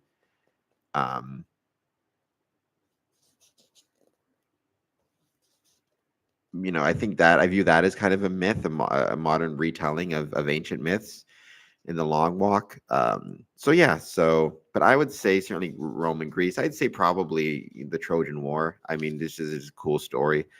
I'd say modern myths, though. I loved Lost, which I think is entered our lexicon as a modern type of myth. A lot of scary movies I'd mention as a modern kind of myth as well. The urban legends, The Hook, The Babysitter, The Call Inside the House. So there's a lot. And then Masonically speaking, I'd say the myth or the legend of Hiram Abiff, which I can't go into too much detail because Courtney is not a Mason at the moment, though he is connected with his lodge down in Brownwood, Texas. But the legend of Hiram Abiff, or Hiram Abiff, I'd say is my favorite Masonic legend. And the 15 Fellowcraft, which again, I can't go into much more detail about it than that. But yes, Peter, I do agree. It was a good question. Peter, if you want to answer, what would you describe as some of your favorite myths? Masonic or otherwise. And same thing with Courtney, if you want to describe them as well.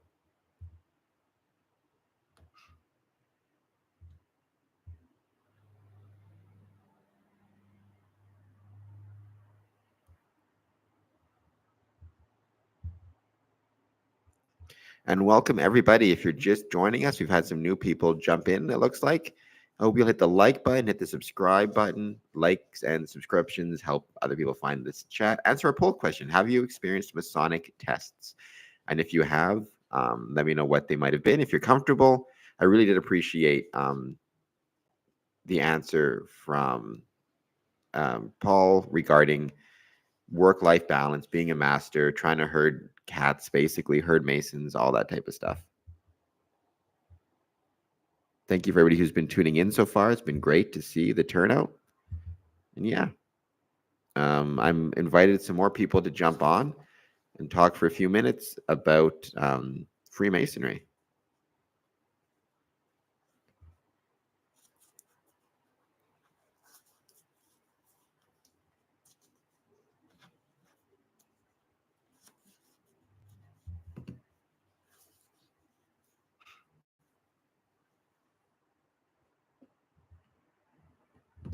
And also, we can talk about anything else we want to chat about when it comes to Freemasonry. Interestingly enough, we can even talk about Christmas because it's coming up soon. It's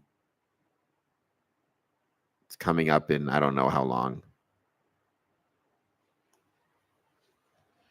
But Christmas is on the way, and I was just actually at the casino this morning grabbing a coffee, and they were celebrating, or they've already started decorating for Christmas. So let me know if you guys have any plans for that, or your Masonic Lodge has any plans for that. That'd be great to hear as well. I have to bounce. Have a great rest of your live cast. Great rest. No, thank you for joining us. Really do appreciate it. Thank you so much. But the story is related to both the first and third. Yeah, I mean, I know what you're talking about. Again, we can't go into too much detail. I think, well, if it's what I'm thinking of, then yes. Because yeah, well, I mean, when it comes to preparation of the candidate, for example, there's a lot of connections there to shoes and removing of shoes. So there's that for sure.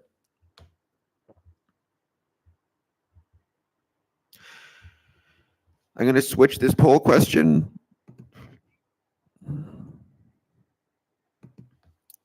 It's always in a way. That's the fun part, is finding those ways, right?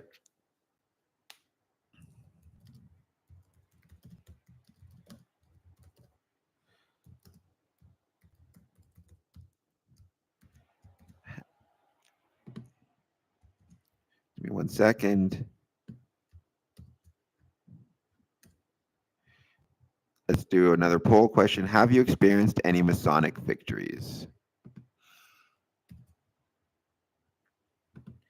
And if so, you don't have to be a Mason necessarily. Like, Courtney, if you want to argue that finding us would be a victory, you could, But I think that's a valid question as well. Not just the dangers, or not just the tests, but also the victories. Again, accepting the good is really important, because life's going to make you accept the bad. So you got to accept the good.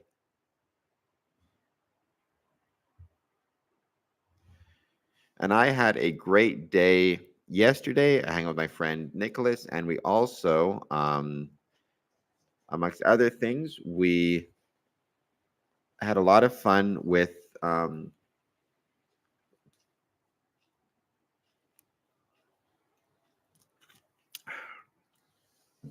watching some Hallmark Christmas movies, because they are my favorite things to watch at Christmas. We actually watch. I'm going to see if I can find it and again share that, because I just need to grab a drink. All this talking is fun, but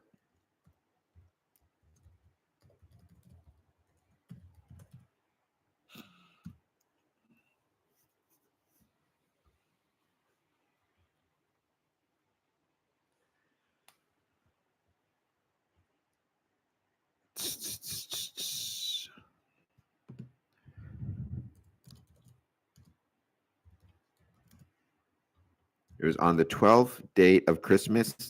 Hallmark 2020.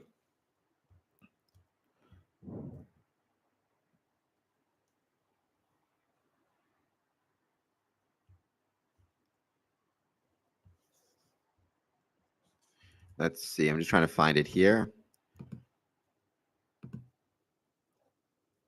Mr. Paul, yes, good day to Paul as well. But thank you so much for joining us. It was much appreciated. Oh, let's see. We've got, have you experienced any Masonic victories? One answer, no. I'm assuming that might be Courtney who said no. All I'd say about that one, Courtney, is don't forget you got us here, right? And maybe finding us was a bit of a victory. Oh, I'm just going to share this screen in just 1 second because, again, it's fun to not just talk about Freemasonry, but talk about the things that we like while we're waiting for potentially more people to join us. Right, I would say my Masonic victory were the happiest memories I talked about. Getting my Master Mason, becoming a master for the first time, as well as 100 Years program and all the successes we've had with that, despite a lot of the failure or a lot of the challenges as well. So I would put that down as a success myself.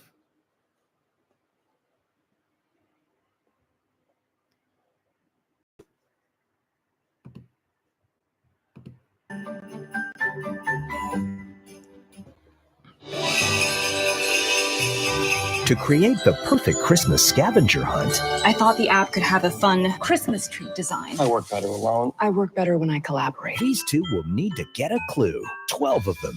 The perfect experience for couples. We have to show that. You're a genius. This has been such a great week. It's perfect. On the 12th date of Christmas. Only on Hallmark Channel. And now, a sneak peek at on the 12th date of Christmas. That one. That's the one? Yep. Positive? Mhm. All right, cut it down. What? I'm doing it? They don't have trees in Iowa? Well, sure, but... Where I come from, if you don't cut down your own tree, you get a good old-fashioned Illinois shaming. Well, we wouldn't want that, would we? I'm just messing around. I can do it. No, you sit back. I got this. Hold my purse. Hold in the purse. Welcome. We just took a break from talking about Freemasonry to talk about one of my favorite things, Hallmark Christmas movies. What was I'm a that? big softie. Nosh to But I'm hinge at hoping the you guys base. will answer the poll question. Wouldn't want Have this you old experienced spruce to any fall in your Masonic direction, victories? would we? Yes or no? And if you want to share what those victories may have been, if you answered yes, please do so in the chat.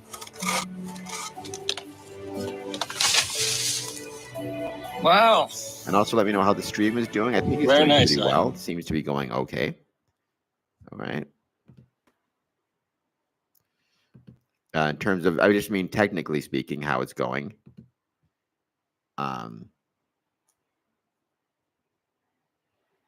Everybody can hear me and see me and all that good stuff, because we had some issues yesterday, some technical difficulties. So we got 2 votes, though. Have you experienced any Masonic victories? Yes at 50%, no at 50%. So 1 and 1. But it's been great seeing everybody tuning in. We've had a pretty good turnout. Our best turnout was 3 days ago, though. We had a really good chat. So I'm hoping we get some more people showing up again. I find it comes in and out. But again, we're talking about Masonic mythology and the hero's journey. And we're kind of on the victory part of it. The Masonic journey tends to be, or the hero's journey, which is a standard mythological template, if that's the word you want to use, archetype, as Carl Jung would say, starts with a call to action. So an event that calls the hero to leave the safety of wherever he's at and engage in some type of adventure. The adventure of, in this case, joining Freemasonry. And the call to action and the actual initiation and joining could be years apart. Paul talked about his call to action came when he was 8 or 9 years old and found a Masonic book that he found fascinating. But he was 9, so he had to wait to join for, almost a decade. Then there's the tests or Masonic, or the challenges that come after you've decided to join. And then there's the victories that come as being a Mason, and then basically a return back to ordinary life, quote unquote, but being wiser, or having more knowledge or more experience.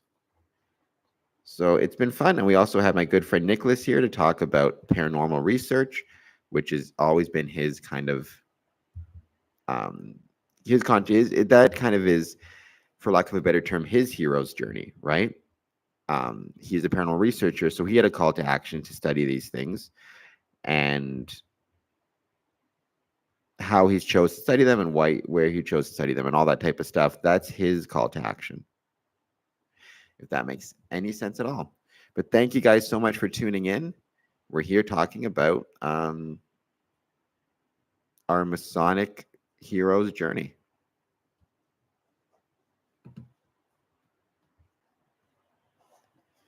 And while we're doing that, I'm always happy to talk about anything else you guys want to chat about. That's, in my opinion, the best part about being a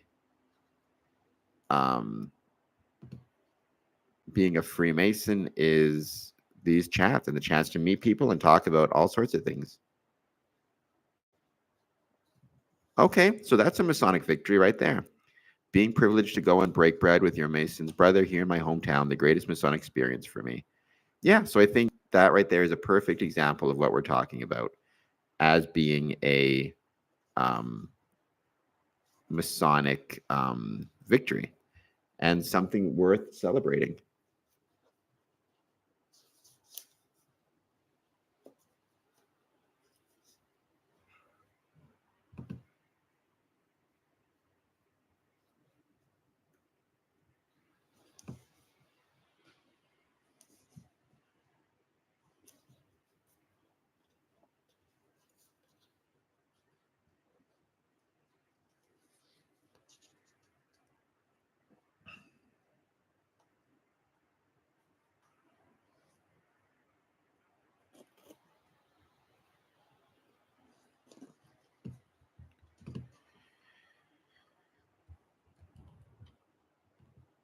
Just going to invite some people.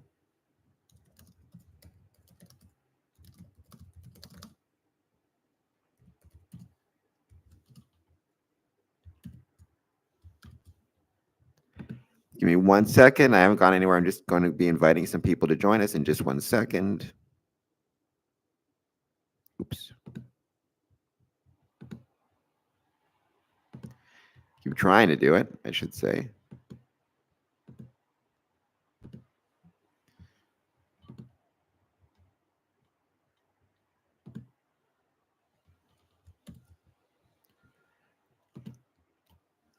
All right, we'll give that a second.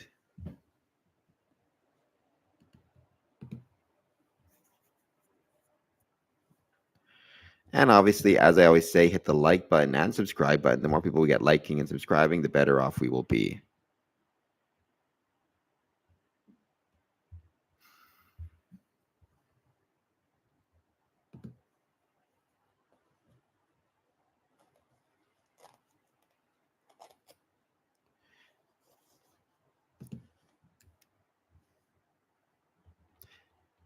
We can also, like I was saying, talk about anything else we want to chat about while we're waiting for more people to join the chat. But I really feel like this in particular has been more of a focus on the idea of Freemasonry as a hero's journey, which is something that you find in my Medium channel, Medium page in particular.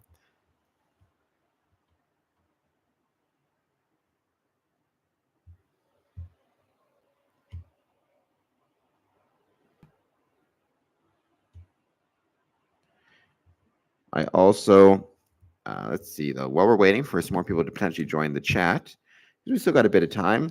I like doing this as long as people are wanting to stick around.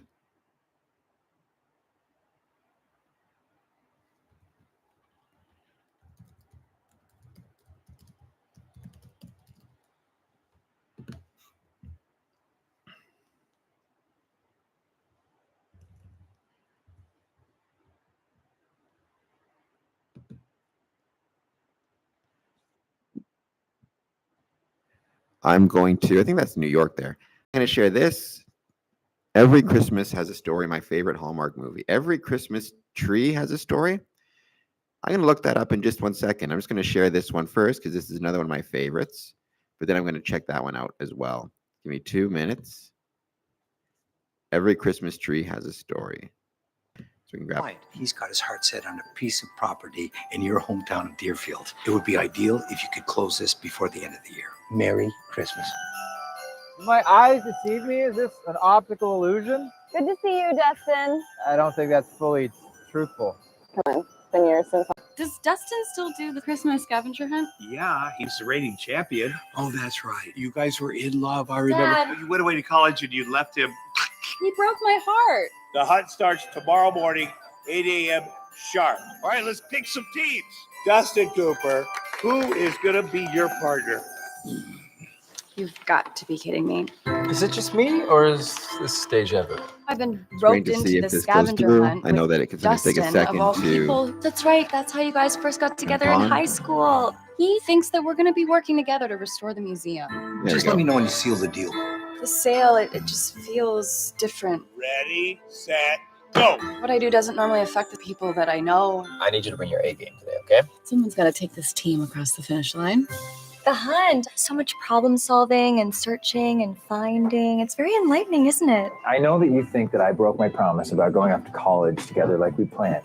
It's not because I didn't want to, because I couldn't. This changes everything. Oh, it changes nothing. I'm with Logan now. I miss you too. Not subtle. Okay. Okay. The scavenger hunts to raise money for the building you need to close on, It's a really important part of this town's history. and it would get you your promotion. Are you losing focus here? You can't resist. You want to assist. Open your heart. It's time to come together, not apart. It's not very specific. No. I don't want to be the Scrooge who sells everyone out. You're just doing your job. Just find where your heart is. You agreed to do the scavenger hunt, even though you knew that it wasn't going to save the museum. I don't know what I'm supposed to do. Have faith. You never know what might happen this time of year. What do you have in mind? The dream team is reunited. I tried for so long to get over you. We make a pretty good team. You do make a really good team. Wow, we are uncovering a lot on this scavenger hunt.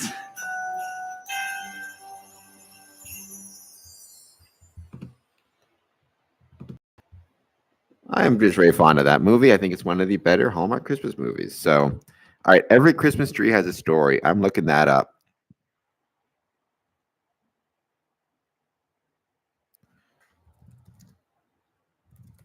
Every Christmas. Oh, sorry, somebody's just messaging me.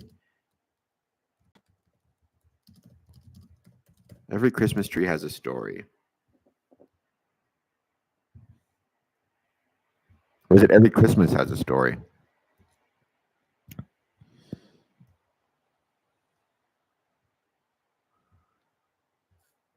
I don't see anything right now. Let me double check, though, as we just hang out. Just want to see, maybe I can invite this gentleman here to join me, Rob. He's been actually on the podcast a few times, Rob, and he's a really cool dude.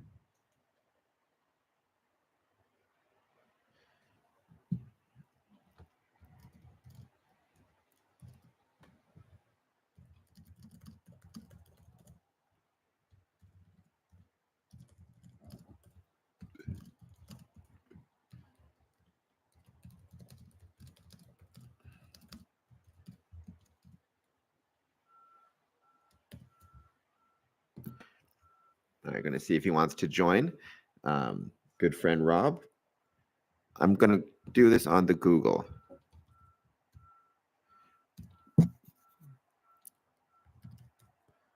Every Christmas. Oh, every Christmas has a story. Maybe it wasn't Christmas tree. Maybe it was just every Christmas has a story. From 2016, Lori Laughlin, Colin Ferguson.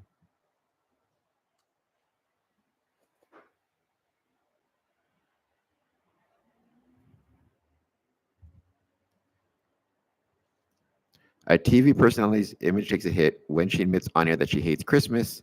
In order to restore her reputation, she films a special in a small town. While there, she feels the Christmas spirit for the first time. Let's see.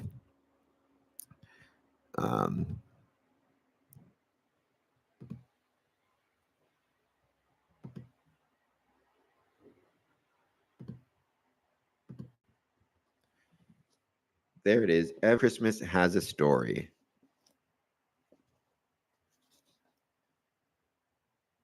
Let's give it a second. I know it can usually take a minute for the screen to load up, so I'll give it a sec.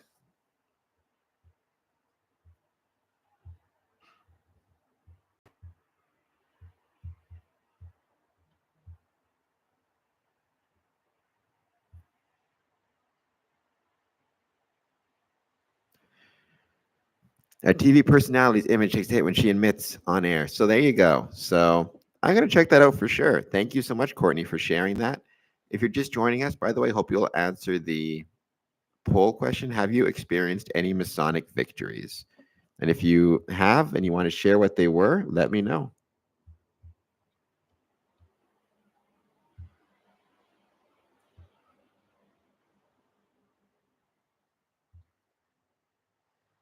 We've so far had been great in terms of the turnout. Thank you so much, everybody, for taking part and for all the questions and all the notes. Going to see if my dad wants to maybe join in for a couple minutes.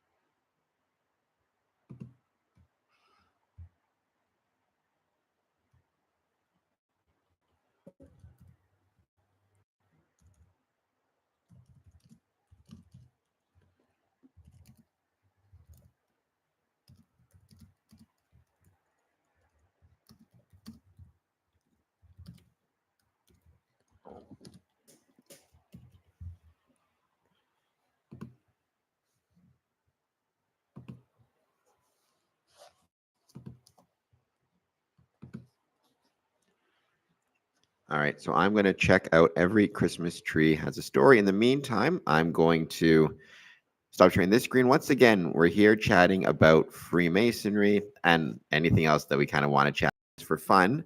Our focus today is on Masonic mythology, and most recently we've been talking about it in connection to the idea of the hero's journey, which is a common mythological template or archetype. So we started off by talking about it in terms of Masonic challenges, or we started by talking about the Masonic call to action. So did you experience a quote unquote call to action where you were called in some way to become a Freemason? Could it be something simple as driving by a temple and seeing the square and compasses for the first time and deciding that, yes, that's what you want to do? Or from there, the idea of Masonic tests and challenges. So the tests and challenges you may have experienced in your Masonic journey as you either become a Mason or become a worshipful master or whatever it might be in that sense. Or the next one up, where we're at right now, Masonic victories. So successes you've had in your Masonic career that you kind of look back on fondly, and you look back on as, or maybe you're even experiencing a Masonic victory right now. Maybe you're still going through a victory. So we're trying to talk about Freemasonry in that sense, as well as generally speaking, the benefit that mythology has for any organization, Freemasonry or otherwise. And how do you define mythology? Is a question that's popped up a few times. So jump in, hit the like button, hit the subscribe button, answer the poll question. Now we'll keep it going.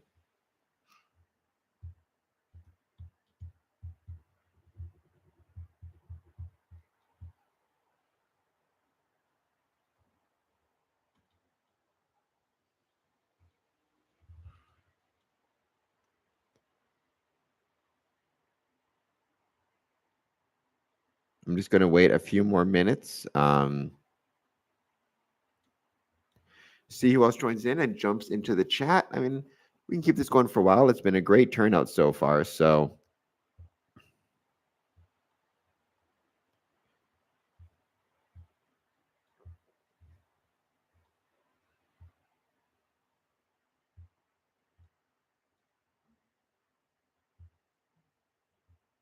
I hope that everybody is enjoying it, hitting the like and chat button. And like I said, we'll keep this going for a bit. I've sent out a few invitations, so we'll see who else shows up. But thank you, everybody who's been taking part in it thus far, and for some great conversations.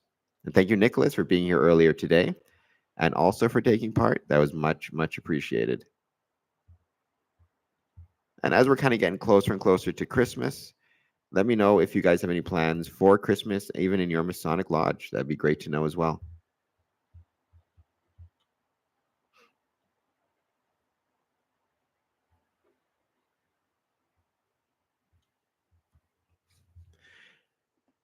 Outside of Freemasonry, I've been talking about, my other favorite things.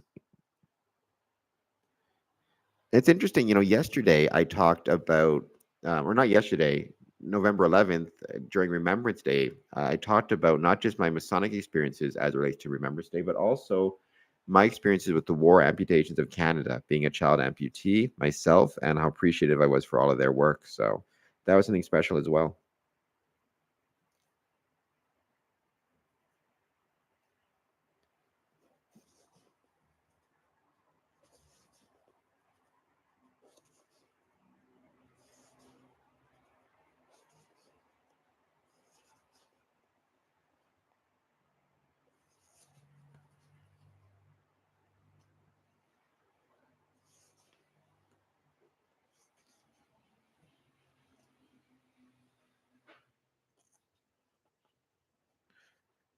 I did not know this, but apparently, I think today is World Kindness Day. Did anybody else know that? I'm going to put that in the chat quickly.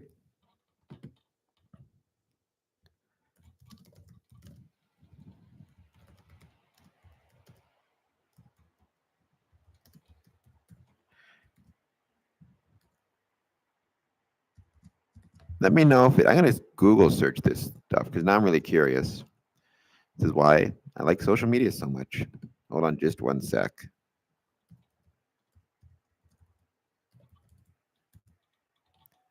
Oops, now I want to go to YouTube. I want to go to Google. World Kindness Day 2024. Oh, I was one day off. Yesterday was World Kindness Day. Let me just share the screen here so you guys can see.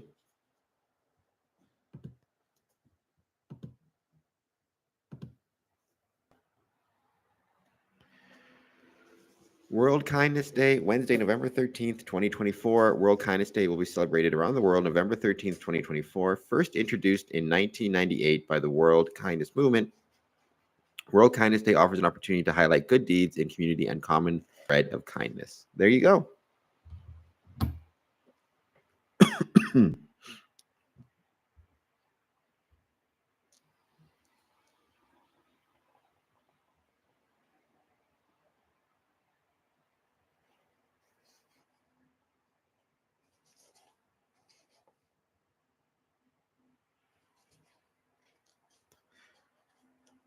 So yesterday was World Kindness Day.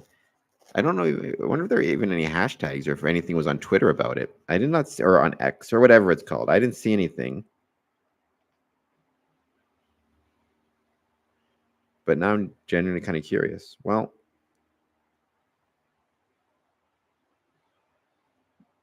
we're going to see if we can find it soon enough. I'm going to go to Twitter in a second. But let me know still if you want to jump in, if you have any experiences with Masonic mythology or what you think of that, what ideas you have about it. I would love to know.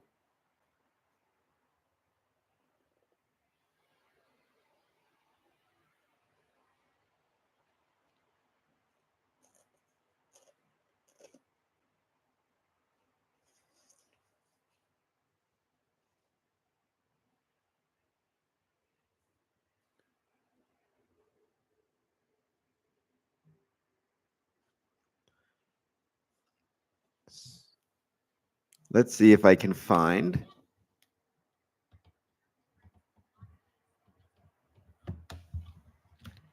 Give me 1 second here. I'm going to go to Twitter.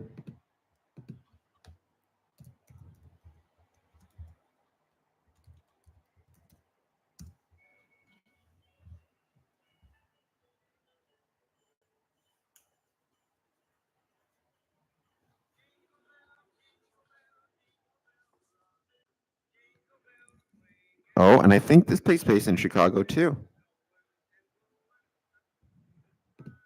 I'm just watching. All right, I'm going to go to. Let's see. Oh, I'm just going to type this in. World Kindness Day.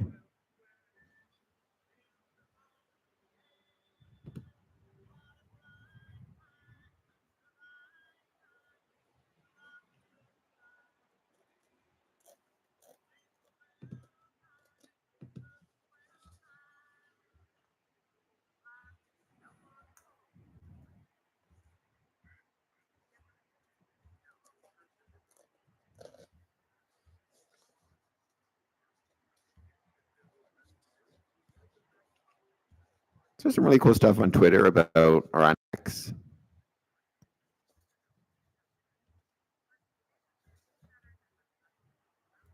Here, I'm going to see if I can share. I'm going to go up here somewhere and share this screen.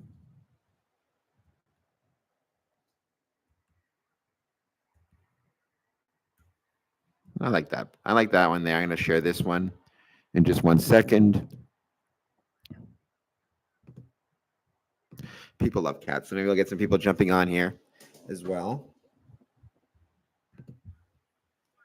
It takes nothing away from a human to be kind to an animal, which I tend to agree with.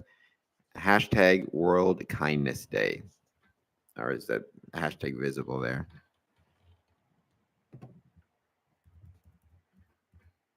There it is. Hashtag World Kindness Day. And I have a cat too, so. Speaking of, my cat's being annoying right now. I'm playing with the wires on my microphone.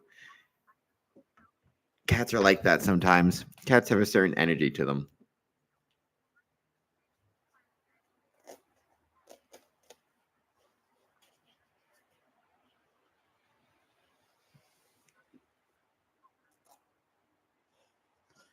All right, we'll give it a little bit more time, see who else shows up, jumps in the chat.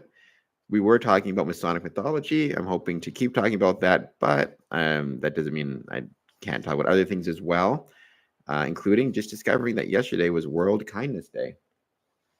Also, you can let me know what the weather is like if you like. It's super not fun out there right now here in Windsor. Very, very rainy.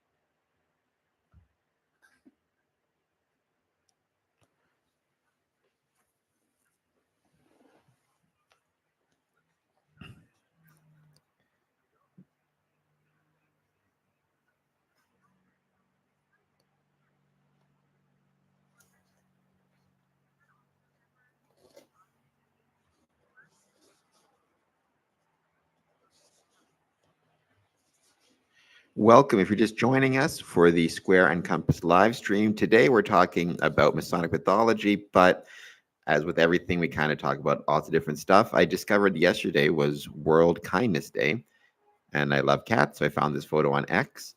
But let me know if you want to hit the like button, subscribe button, as well as answering our question here. Have you experienced any Masonic victories? And if you have, let me know what they are, because we're talking about Masonic mythology as it relates to the hero's journey. And the victory is a very important part of the hero's journey, not before there's significant tests and things of that nature, but it still is part of it. Dwayne has a new movie coming out called The Red. Yes, I've seen that. That's a Christmas movie. That's like a Christmas comedy. I'm looking forward to it. I kind of want to watch that. So it's on the list of things I want to watch.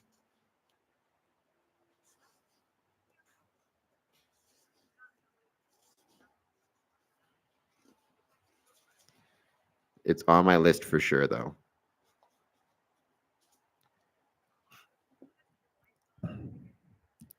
I think it looks really funny as well.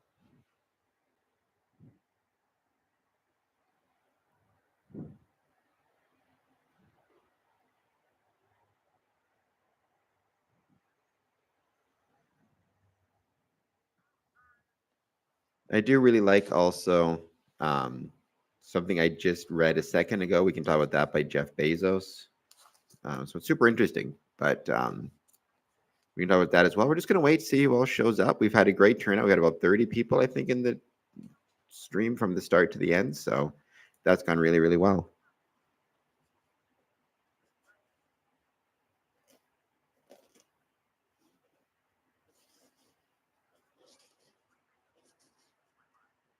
And like I was saying, I do have a couple of streams coming out soon that aren't on my personal page. A Hallmark Christmas movie marathon on December 1st at midnight, and a something else I'm really looking forward to is a I can't think of what it's called, a stream when I'm doing the Salvation Army Christmas kettles on the 25th of November. So check that out as well.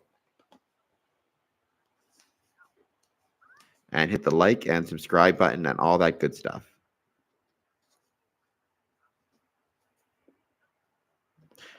For Christmas, I'll be bedridden this year due to my recent surgery, with sugar cookies and warm cocoa and Hallmark Christmas. Well, there you go. I hope you'll watch them with me midnight on December 1st. I think I'm going to start with, well, let me know.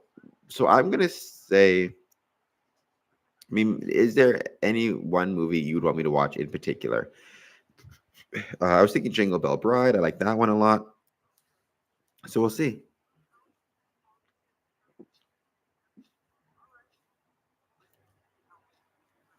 Surviving Christmas. I love that movie a lot. So that could be a lot of fun. Let's give it a bit of time, see who else shows up. I'm going to leave this on here, though, because it is, like I said, yesterday was World Kindness Day.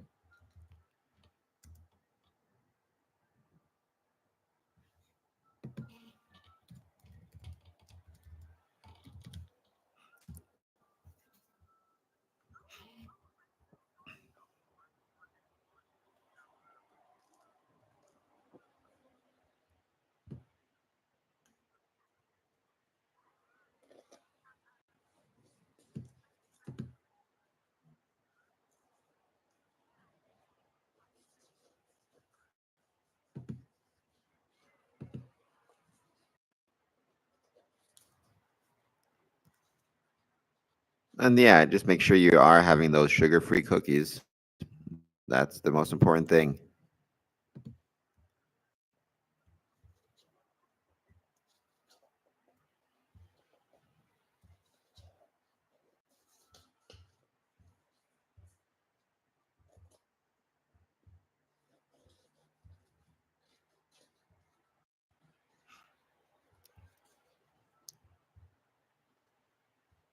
Just seeing if I can share this stream with a few other people. I'm still there, don't worry.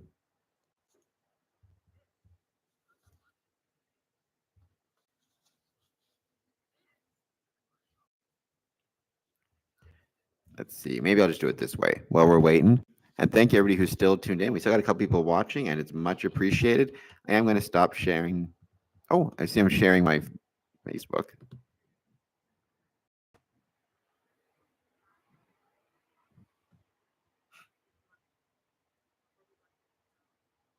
Let's go back to sharing this screen. Oh.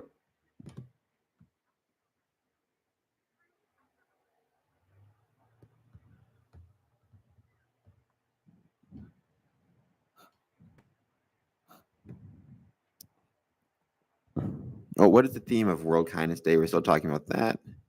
Compassion, empathy, and generosity in fostering a more harmonious world. Let me just...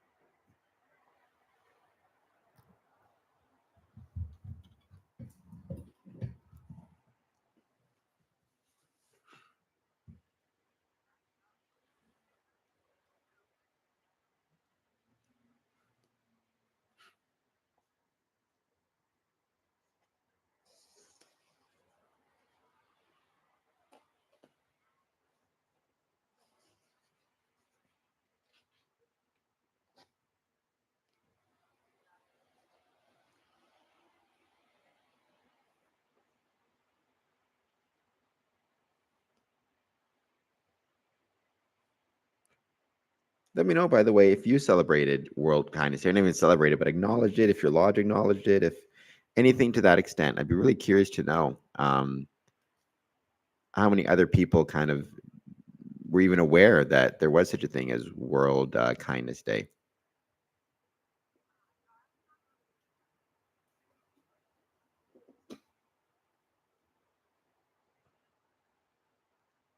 It really would be curious. And in the meantime, just going to wait for other people to jump in the chat.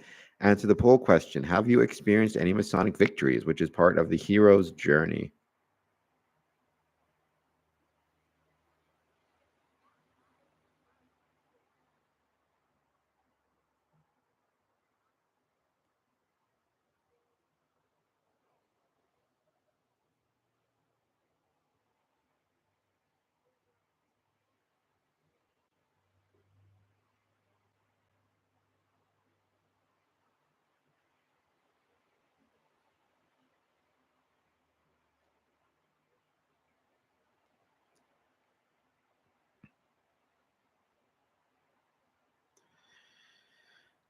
And let's see if anybody else can join us. I'm going to see if I can do some sharing this. So just hold on tight. We're still going to have our World Kindness Day up here because I think that Freemasonry can contribute to creating a more compassionate, empathetic, and generous world, as well as a more harmonious world. That last part in particular.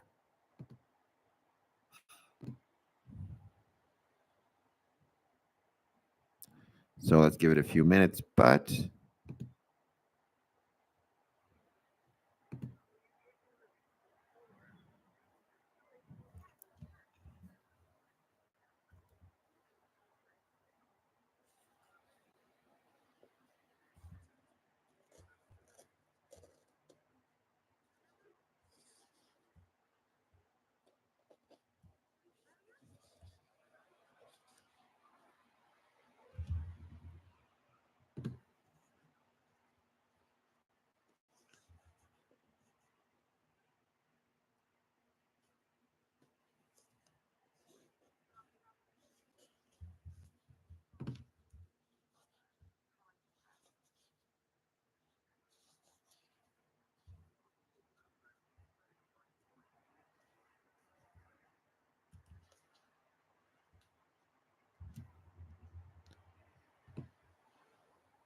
all right, we'll give you one more second. Here we go. Like I said, just going to see if I can invite some more people to join us and jump in. It's hard to live stream. You don't have people chatting.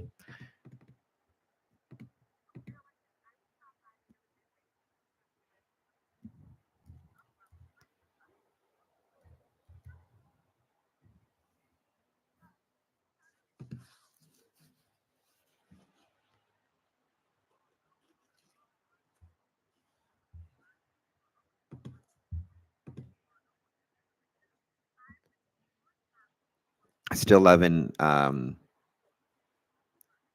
the warm cocoa and sugar-free cookies for Christmas. I think that would be awesome.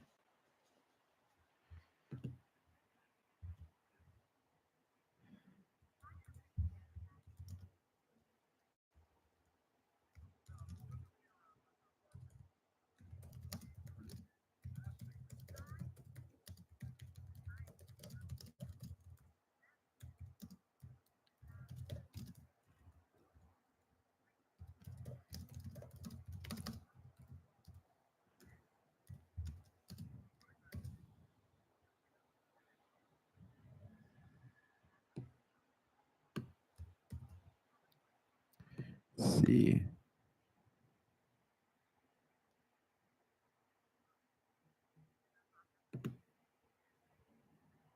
Let's post that there.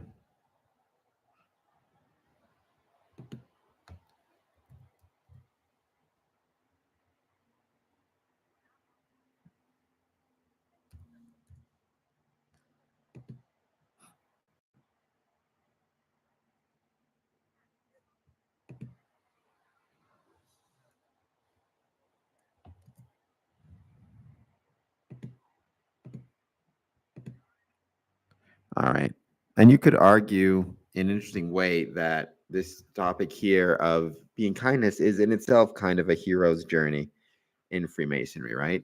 the idea of, or at least creating and fostering a more harmonious world, is kind of in and of itself a Masonic goal, or it should be a Masonic goal. And how you do that is heroic. Courtney, being kind really defines so much, because you can be kind to anybody and not nice. That's a really good point that I've heard other people make as well. So that's super fascinating. This idea of like, well, do you want to be kind or do you want to be nice, right? And nice and kind aren't always the same thing. I think sometimes people being nice can kind of be equivalent to being a pushover, or not standing up for yourself, or not standing up for others, or being kind of like a wallflower. Whereas being nice, whereas being kind is more about actually taking positive steps, and including sometimes maybe you're not being so nice. Like if somebody's messing up, you're not going to be so nice when you tell them that they're messing up, but you are being kind to them at the same time. I think that's certainly a possibility.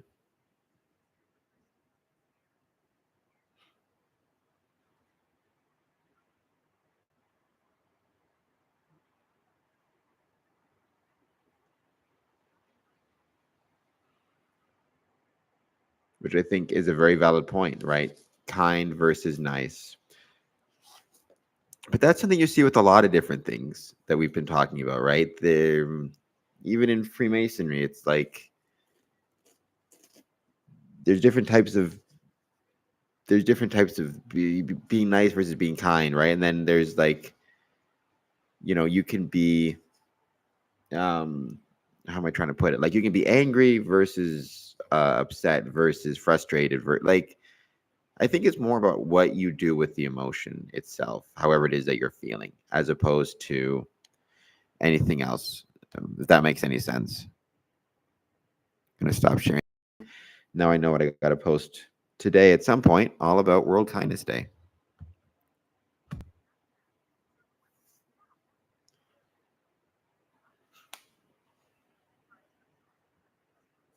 You are welcome, Courtney.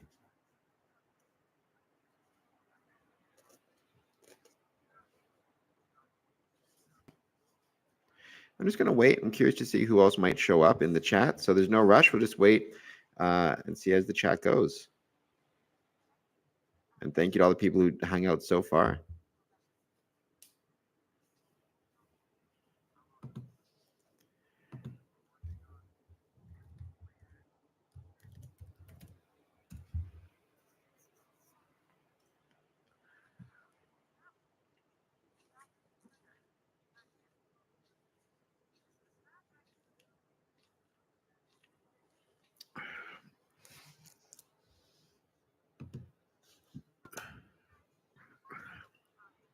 I'm happy that the chat is working well today, going a lot better than it has before. Actually, I'm curious. I'm going to check because I got a lot of stuff happening right now.